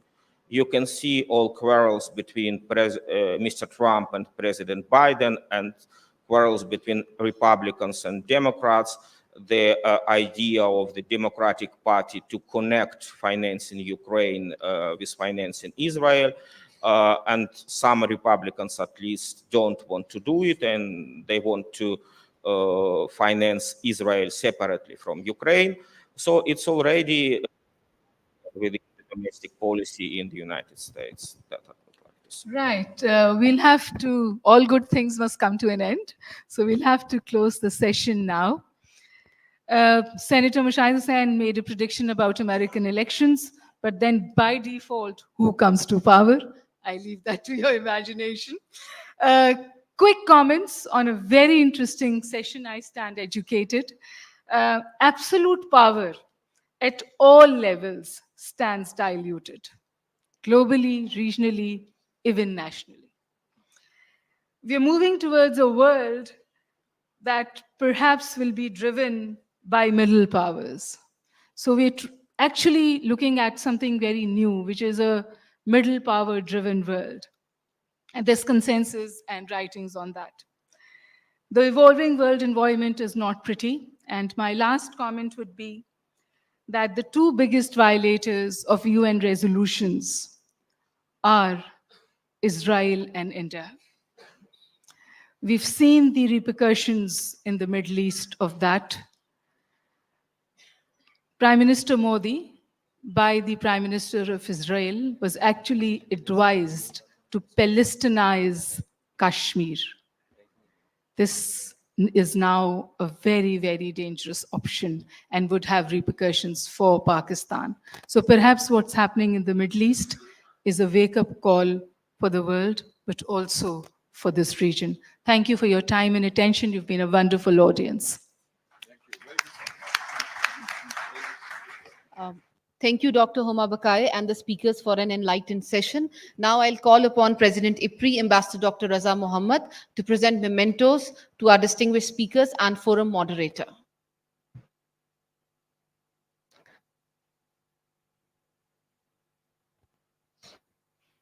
Senator Mushahid Hussain Sayyid.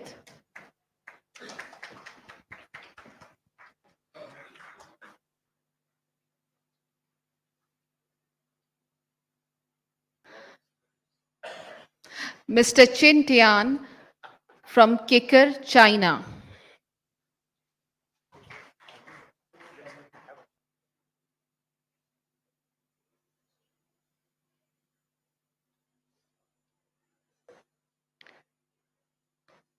Dr. Alek Baranov from Russia.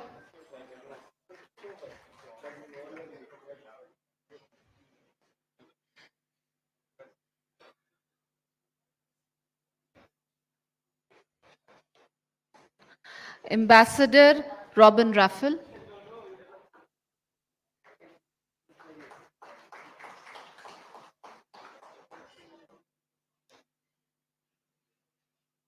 And forum moderator Dr. Homa Bakai.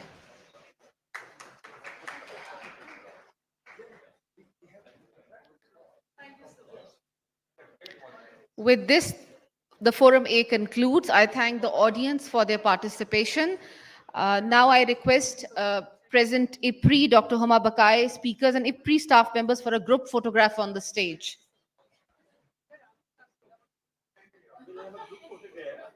Yeah.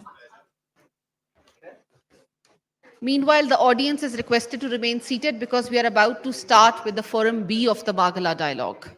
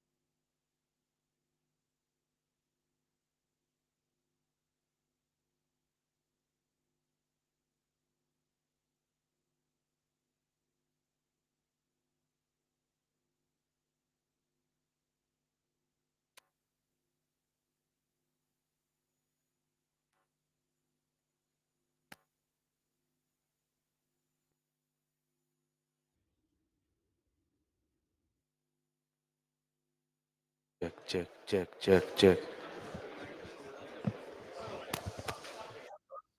Ladies and gentlemen, please settle down. We are about to start with the Forum B of the dialogue.